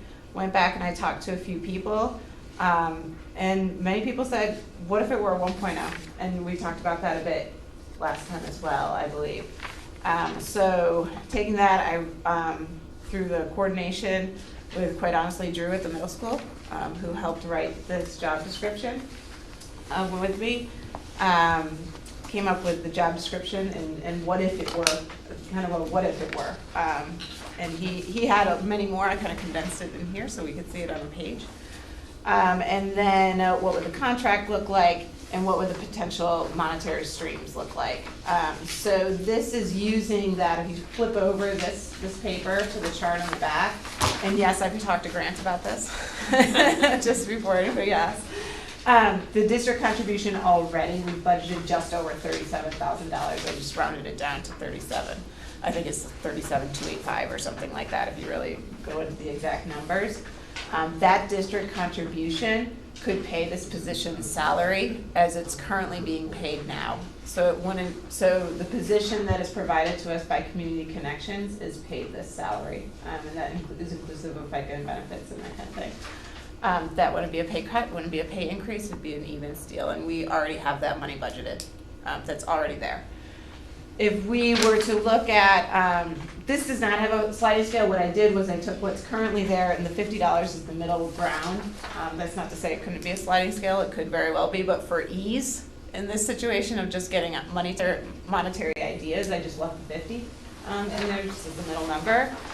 If we were to run a certain number, 10 clubs in a 7-week cycle throughout the year, and that's inclusive of the high school as well, which is a lot of clubs. And I think it's more than what we currently offer. It's about what we currently offer. Parent contribution at $50 a club would be about $37,500. That money could be would be used to pay. Oh, I'm sorry. The enrichment coordinator is 53 or 43. So you take some of that money to add on to the 37 to do the salary, stipends, and club advisors, if you will, the people that we would need to hire to teach these clubs, would be about $280 a club, since it's a 7-week, about an hour and a half after school. That works out at $25 an hour. So that's what the cost of running that amount of clubs would be. We'd still have money left over for $6,000 of scholarship money, and about $6,000 of supply money to revamp when we need it. Canoes, kayaks. Dave at the high school here was talking about getting mountain bikes that fit high school bodies, because we only have mountain bikes that fit middle school bodies. So like that kind of purchasing that is in the plans. We've talked a lot. We talked at the after school advisory committee actually about. Bridget brought up some good points of why make people pay, why have that. We went back and forth on that a bit. And I think that's still an open question. Jim made a good point of let's keep what we have going and the way it's going for a year, so we have some time to really think how we want to do that. I still have the question. The question hasn't been answered for me. My dream is to grow this, is to grow it between the middle school and the high school. And if we don't ask people to pay, then that will continue to be a local budget expense. We can't grow it as well, or as easily. We'd have to find out more creative ways to fund it. So that would be a barrier to growth, but I don't think it's a barrier we can't overcome. I'm just saying it'd be a lot harder to grow. So that's this piece. Again, I'll reiterate, this is incredibly important to our parent community and our community after this experience with after school care. The piece between licensed care, that is a big need, K through 6, I would argue, and unlicensed. This is unlicensed care. Matt, would you add anything to the enrichment? I would add that it's important to, it's not just the parent community, it's really important for the kids. These are opportunities that they talk about at school. These are opportunities they look forward to all day. Sometimes these are the things that kind of like get them through the day. Yes. It's the kayaking, the mountain biking, the trips to Bolton, the sledding, in Auburn Park. These are opportunities that and some kids that they otherwise don't, they wouldn't have, they wouldn't get those opportunities. So I would just add that. Yep, absolutely. So this position, as it's framed here, is cost neutral to our budget. It's not an addition to our budget. It's money already budgeted, just used in a different way. So, in the memo, it talked about a $50 fee per club. Mm-hmm. Is that only for after-school clubs, or is that all clubs? That's the club that is like what we have now. So when you say all clubs, are you going with like soccer and basketball? Because that's what we talked about. I'm going like RJA, the conversation. Oh, no, club action, those kind of. Those things happen mostly. There's some after During school, the day. yeah, but it's during contracted hours Right. that those happen. Well, club action's after school, I think. Is it? They have those fall under that stipend that we talked so much about last time, the Okay. co-curricular stipend. This is all this question that I think. Yeah, we have. And I really think part of what we have to do next year is really think about these fees. Our non-academic activities. Yeah, and Yeah. how we charge Yeah. for them, data, I mean, I think data is really important, I think thinking about access is really important, but we are trying to make sure that we roll something out, and Yes. so this is kind of a status quo rollout with the kinds of things that are currently being paid for on the sliding scale. This budget proposes basically a status quo. Yes. Yeah, it kind of takes that piece and moves it in-house. I think gives us the ability next year to talk about, well, do we want to continue these services, or maybe structure them differently? And have the people in our employ Yes. who we can have the conversation with. Mhm. It's a really tough question. Yeah. Right, and what the difference is between these enrichment activities and sports. Yep. Co-curricular. And, Yep. private enrichment activities Yep. and other clubs. We have a lot of questions to unravel. And then- Tina? So, I understand, I think, that this is a money neutral issue compared to what we talked about, but you said, you brought it back and then said, why not full-time? So I'm asking, why full-time? In other words, you came saying not quite full-time, Yep. this is what the person will do. What was added Yep. that you Good think? question. What I came to you last time with is a logistical coordinator. So I came with, like, my idea last time with the 0.5 was collect the money, put out the registrations, make sure people get paid, you know. Find the people. Right, because I didn't want to put that onto my already overstressed and overburdened business office, right? Got it. That was what I came to last time. What others made me think about was there's a lot of holes here that I know the community has brought up and the board has brought up as well in terms of all the things that we offer or don't offer, and a liaison between pieces. So a liaison between Matt McLean here at the high school and Flexible Pathways and other things that the high school is offering, as well as with Matt Link in terms of athletics and a liaison there.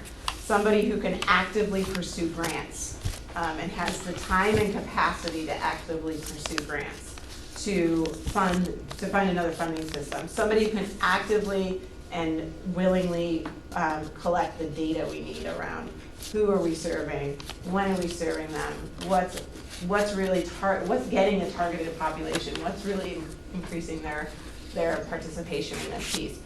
So those are some of the things that you see here that, like, the logistics coordinator that I suggested before wouldn't necessarily do, because they wouldn't be paid to do that, right? So this position would offer up more of that piece. The connection of personalized learning plans. How can we connect it, particularly at the middle school level, to raise the level of those through enrichment and developing interests at the middle school level? Like, that would be a completely nuanced piece that not many people have that piece, you know? So this would require a different skill set. Steve? So I want to shift gears to the other one, to the other piece of this, which is the whatever it's called, the license. That's what we call it.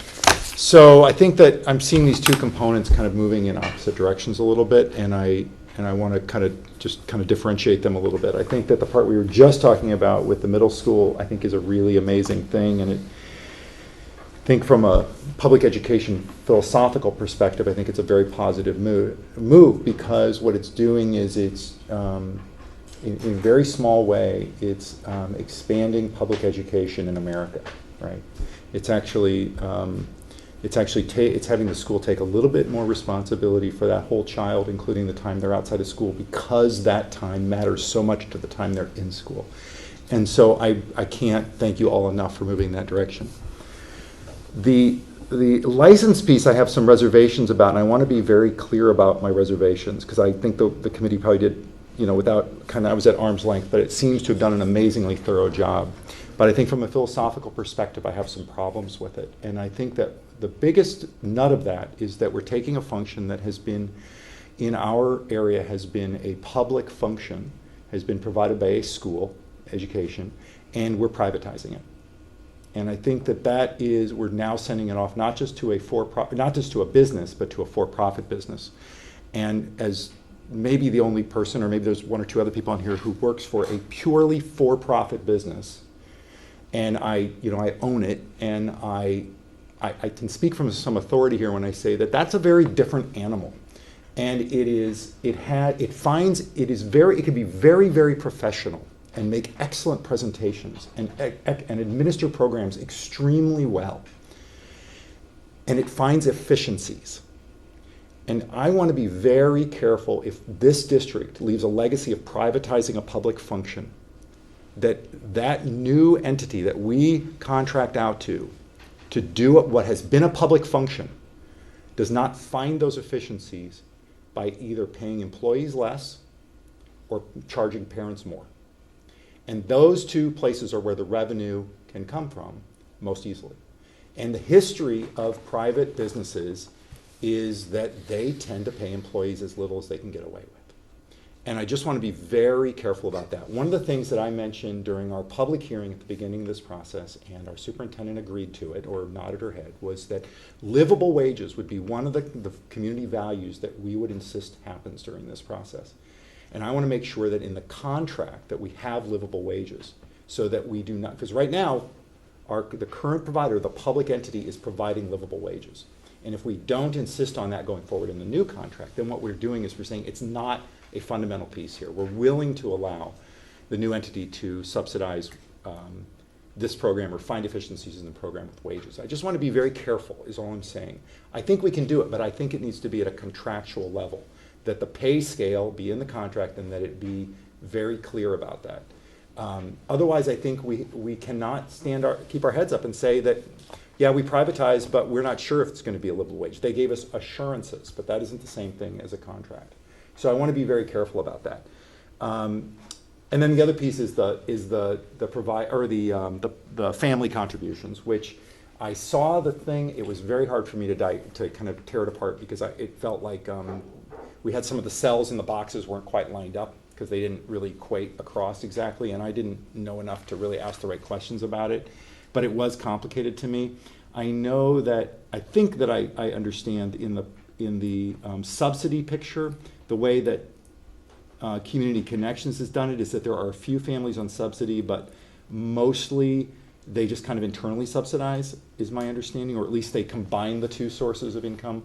The public subsidies are very small, usually like a few dollars, but there has been some internal subsidizing too, from what I understand. And I understand that the new model would rely on the state subsidies, probably more, I'm not really sure. And if that's true, is there a bureaucratic piece to that may actually leave some families behind? They may not actually pursue those subsidies. And how bureaucratic is that? And if we're changing from what is really a very simple system right now about how you get subsidized, a sliding scale effectively, to something where families have to apply to the state for a subsidy, is there not just an information packet, but actually someone there to kind of be the facilitator to make sure that happens, so we don't lose people in that transition? So those are my concerns. I want to make sure it is equally affordable to families, and that we do not subsidize it with employees. And I'm hoping that the contract will include those two things. If it does not have some kind of provision for livable wage, I'm really opposed to it. So I hope it's in there. Can I respond to some of that? Yeah. I just want to say that we had a very serious, substantial, and prolonged committee process to vet these options, to consider all of these things. All of the issues that you discussed were the subject of these meetings, which, being on that committee, was open to any member of the school board, and those meetings were open to the public. And I just want to assure the public that this is not the first time that anyone is talking about those issues, okay? That was a focused, intense discussion on a committee that had to make very difficult choices. Great. And again, it was open to anyone on the board to be on that committee, and it was open to the public to come to the meetings. And many of the committee's discussions with Libby around how the contract should play out focused on staffing, focused on wage issues, and focused on the issues of how transparent the fee system is for parents. So, that's been what the process has been about. Cool. So what's the result? And the result is that the committee unanimously recommended that the superintendent negotiate with Part 2 out of the options that we had before us. and provide something in the contract regarding the fees, and, I'm not sure that contract is settled yet, but. How about the wages? Will they be in the, did you guys suggest that in the contract? Well, the wages were in the RFP, so. So the wages are required under the RFP to be a specific scale? The wages were in the response to the RFP, Yeah. so we've seen their scale. And those are livable? They're on par with all the other providers. That's low wage, childcare providers are historically low wage. What I'm wondering is, are they livable wages? They don't even have to be equal to whatever folks are getting paid now. I don't care. What I'm saying is, do they meet the standard of livable wages? By what? By the congressional, or the legislative, I think legislative fiscal office has done the study. I'm not sure. They do it on a biannual Yeah. cycle with the joint fiscal office. They establish a livable wage. There's objective standards in Vermont. Yeah. Wait a minute, I mean, this is an important point. Bridget, what I'm hearing you say is, hey, you missed your opportunity, and I don't agree, I'm on the board. I'm not saying you both, actually the board isn't approving the contract. I'm saying that, that's fine, and I'm saying, it doesn't mean I can't speak up as a board member. You're welcome to speak up, but Right, I think. I didn't miss my opportunity. I think that the suggestion that, I think that the way that it's been presented, I just wanted to clarify for the public and for everyone on the board to understand that these were the issues that the committee was looking at throughout this entire process. Right, and I want to make sure that they're now, in the end result, that they are going to be in the contract. That's all I'm asking. Are we going to have livable wages in the contract, and are we going to make sure that parents aren't subsidizing this because of the bureaucracy that's required? And I don't have any idea about the answer to either of those. So I'll I would love for us to look at a policy with regard to livable wage, because this keeps coming up. Yeah. It came up with regard to the cafeteria employees, the food service employees, and it came up again tonight with regard to the new middle school proposal. I think we all keep saying $13 is not enough, then we need to look, if we're serious about that, we need to talk about policy. Yeah. Because I don't think that we can just dictate it randomly when it comes before us. So a few things on wages. The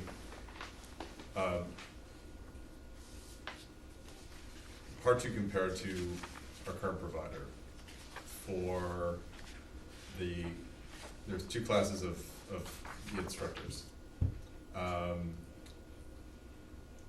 Part 2, you might have it in front of you, Part 2 paid, I think, 13 to 15 for the lower, for the counselor, versus 13 to 16 for community connections. And then for the next level of classroom instructors, they were on par at 16 to 18 for both. CC did something which Part 2 did not do, which they employ for $11 to $12 an hour. High school students and interns to provide care. CC does. CC does. Part 2 does not, which means that CC is employing people at a lower wage to subsidize care at the expense of people at a higher wage. So on par. So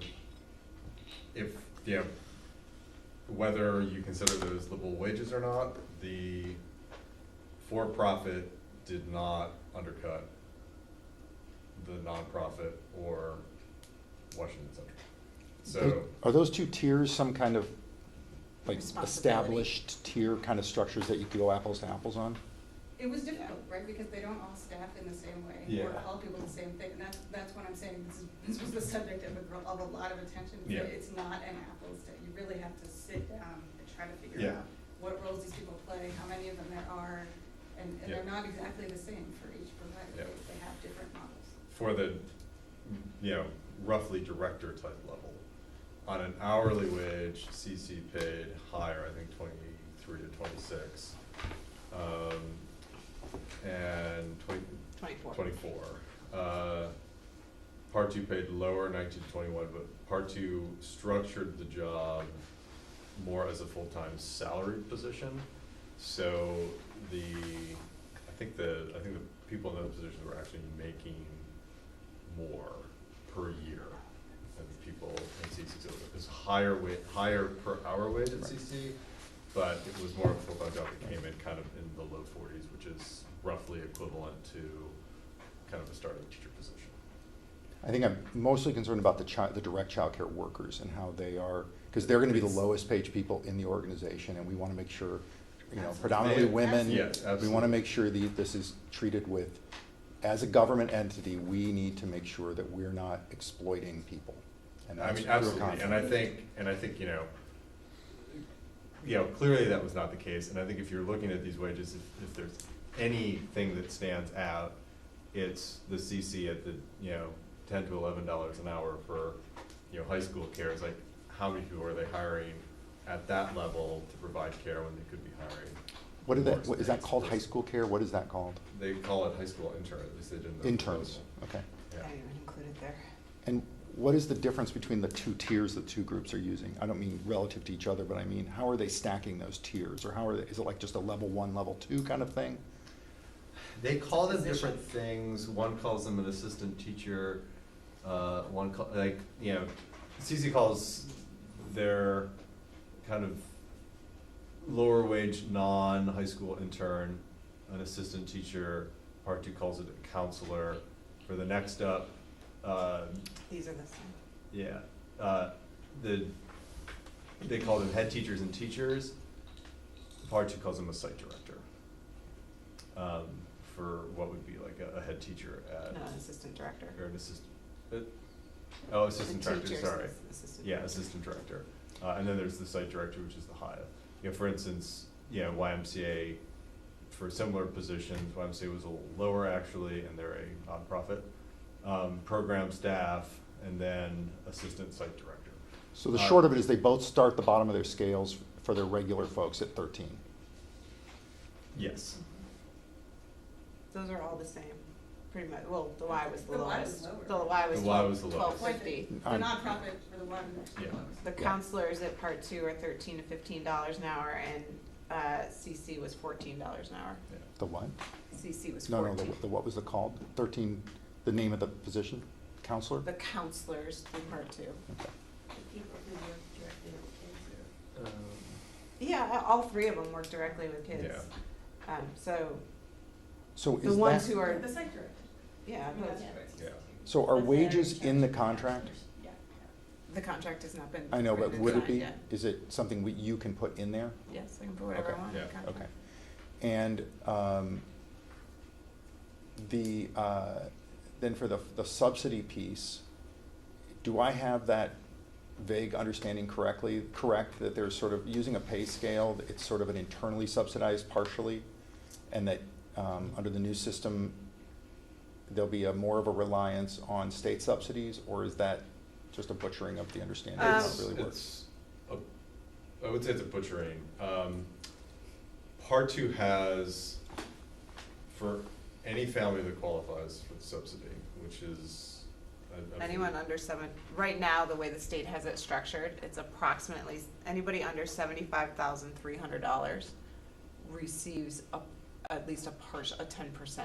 That's the beginning. So. And that's from the state. And that's from the But that's- state. Is that based on household size, do you know? Yes, That yes, it is. So it'll It's based on vary a household, little bit. yeah, it's not an exact science Okay. because it's household Okay. income and So all that kind of as soon as the family qualifies for the subsidy, Part 2 gives them a 50% scholarship automatically. So all families who fall under that $75,000 scale get that 50% subsidy. So So they- half goes away. And then, let me understand, so they have to go demonstrate that they've got the state subsidy, basically the concept, or, because the income verification is something probably the contractors don't want to be doing, but the state will certainly do it? Yeah. They help families work through the subsidy process Right. if Yes, they and need we it. as a district can help with that too. Yep, and then the state would contact part 2. So the money goes directly to them, and then the bill gets changed. Yes. So it's the subsidy, and then those families get a 50% scholarship. So as you go between the subsidy and the 50% scholarship, as you work, down lower into that subsidy, your subsidy increases, and that's where the cost come. We did a cost comparison, especially for some of the lower income families. You might have the numbers right in front of you. It's significantly Right. lower. Do you anticipate more families as a percentage will be on the state subsidies? I anticipate more families will apply for subsidy. Yeah. One of my hunches, and I don't know if it's correct or not, it's a hunch, is that because of the sliding scale and because of a lack of advertisement about the subsidy, I think that people didn't, and there was. Right. And I think people Yeah, it was not confused- transparent. Yeah, and I think people thought that the sliding scale was the subsidy. Right. Right. Yeah. nobody was informed about the other piece really, unless Right. it was one-on-one sometimes. And, you know, there was an acknowledgement that, you know, there will be a layer of form filling out and bureaucracy that, you know, that will be involved in accessing that money, which is why we got instructions that, you know, we both work on the contract and the rollout with part two, that be made very easy for families, that we, you know, make sure they have the information, and that for families that need assistance walking through that process, they get that assistance. So that's easy for them, and it's not a barrier. I'm- I think that's a really important part of the rollout. I mean, and Starting I May just don't 13th. want to underestimate that change is hard. Changes, Mhm. it's going to pose challenges for everyone, and this is a piece that's going to be. Starting May 13th, so, you know, hot off the presses, there's Jeff O'Hara, who's the guy who runs part two, will be at UES from 6 to 7. It hasn't gone out yet, 'cause it's going out tomorrow.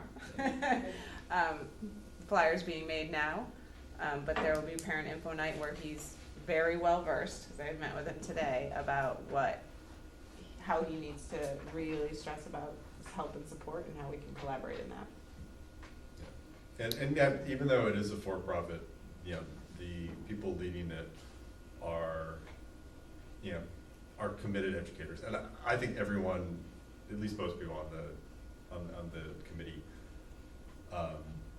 have a level of discomfort with a for-profit entity. I think we share your concern, Steve, that, you know, privatizing elements of our, you know, what we kind of consider the public sphere of education, I definitely have a level of discomfort around it. You know, that said, there were some concerns with the you know, The public the groups. nonprofit entities Yeah. that we had to choose from. That on balance made the for-profit entity favorable here. And, you know, I mean, it's a for-profit entity, but it's also, you know, a small Vermont business that is formed by educators who I think are very committed to education. I mean, their vehicle for doing it is for-profit, but you know, this is a homegrown business with people who are very connected to the Vermont community, to the Vermont education world, and have a lot of depth and experience, you know, with kids. I think too, some of those concerns are also balanced and at times, in some cases in our discussions, offset by the organizational structure, the organizational capacity, and sort of the ability to take it and go, and run a successful and a very, positive after-school program for students without the district or, employees or administrators of the board or whoever having to go in and fix or repair or oversee, and provide support and organization. I think that part of that was, the one thing that they're able to provide that it seemed like, from my experience in our discussions, that a lot that some of the others didn't, was just a really solid organizational structure and professional development for employees and Culture. The culture of the employees and within the organization was something that really stood out for the people that visited part two as, just a tight-knit group and, well-trained and just, I think there's those elements that come along with it that are some of the benefits there too, that they're able to also in some ways do things that a true public organization might not be able to do at the same cost. Well, hold on. You were totally happy until you said a public organization can't do that, and I disagree with that 100%. I think that that's a question of nurturing public entities rather than putting them in competition with private entities. However, I do hear that this is a major benefit of the predicament we're in right now, is that we have 1 out of 4 who actually can pull this off quickly and professionally, and that we don't have the time or resources to build the public response to this. And so, given that, certainly it's obviously a very compelling piece of it is the quality of the part two. Steve, I would agree with that, Yeah. with that addition. I have a couple quick questions. First of all, thank you, Bridget, Jim, Matt, everybody who was involved in this process. I know it was very time consuming, very energy intensive. Really appreciate your thought. Really important to the community. And this position, I fully support this position, and I really appreciate. I know I was frustrated a little bit ago, and because I was hearing about needs, but I felt like we didn't have enough information in the process. I really appreciated this process. I thought this was a great process. You guys, the past several weeks, have been explaining how this would fit into a much bigger picture. We understand the needs, so I really appreciate this. I'm in full support of this position, without a doubt. With regard to the subsidies, going along with Bridget's thought of, well, what if there wasn't a parent contribution, or what else could we do? I do have a little bit of a concern, because my understanding is previously this money was used in part to help subsidize some lower middle income students, and now this money is going to go fully to this enrichment. Is that not accurate? We don't know exactly what this money went to. Okay. Quite honestly, we have Okay. we have no budget. A concern. Okay. You So- mean the revenues from the licensed program that you knew where they went? No, No. $37. Yeah. I thought that, my understanding, and it was clearly a misunderstanding, was that some of that was used to, That went into a pot at Washington Central Supervisor Union, and no one, including people at WCSU, could tell us where the money went. okay. So I'll just, I know it's late, I want to cut to this really quickly, and Steve asked many questions. Well, you answered many concerns in answering his questions that I had, and thanks for your time yesterday too, Jim. So how long is the contract likely for? Is this going to be an annual, biannual type thing? I'm just. They would run, starting in the fall, year-round programming. But would we enter into a contract with them for 1 year, see how it goes? Okay. Bring that into one-year contracts and make sure that we have pieces in there, that they have, accountability measures that have to be reached. Yeah. Which is not in our current contract Right. in any way, shape, or form. Right. And that also ensures a certain level of accountability. Yes. In addition to those measures, just having it be Yes. on an annual basis like that. Would the enrichment coordinator work at all with setting up part 2? Would they work at all with? They wouldn't be helping? working with them to set it up. Yeah. They'd be collaborating with them, certainly. One of the questions still in this enrichment coordination is if it's 7-12 or 5-12. I actually talked with Jeff about that today. Just we opened up that opportunities, or some of the opportunities, to 5-6 as well. And Jeff's like, we'll coordinate with that, and we'll make sure kids can come in and out, and kids can do what they need to do, and sports teams, and they're well versed in middle school needing that anyway, because lots of kids are doing lots of things in middle school. So they talked about a camel's hump that kids go in and out, and they keep track of where they are, and they make sure it's available, and kids are safe and they're accounted for, and all that kind of thing. So yeah, this position, the enrichment coordination, would certainly be working with the site director at the middle school in collaboration, and making sure spaces and their offerings, because part 2 will be having those middle school kids out and about and doing things and using the facilities that we have at the middle school. And so we want to make sure that everybody has their space and that we work well together. And that's one of the benefits of bringing this position into district. We can do that. We have control over it that way. Would you envision, one of the concerns that I heard was from Steve, and sounded like the committee had these concerns too, which was access to these assistance programs. Do you think that this position would at all help facilitate, getting folks access to this assistance, this public assistance at all, or is that totally outside? To the subsidy? Yeah. This piece isn't connected in that way, because the subsidy only applies to licensed programs, Right. and this is an unlicensed program. So that position would not help at all in that regard? Okay. I mean, That's it's helpful. not That to say program's internally subsidized effectively, right? Right, With right. the revenues from the program Right. would subsidize. Right. Exactly. Okay, last thing, I realize it's very late. If we identify along the way, and I hope we will be looking for these things, if we identify that there is an area of need, if there's like a benefit cliff, for example, near the edge of where the subsidies are, and we have some families that are like at 200, 250%, 300% of the federal poverty level, all of a sudden, paying hundreds or more. Part 2 will work with them. Okay. I was also thinking that might be an area where the board could step up and fund. We can make sure that Okay. families have care. So we probably need action approving. This part is the motion. Yeah. Somebody want to make that motion? I And then somebody move gets that a we call. hire an enrichment coordinator. Second. Any As further described in the discussion? superintendent's. Those in favor? Aye. Any opposed? Next motion? Adjourn. Second. Second. Non-debatable. That All was those the in right. favor? I don't have an agenda, so. Well,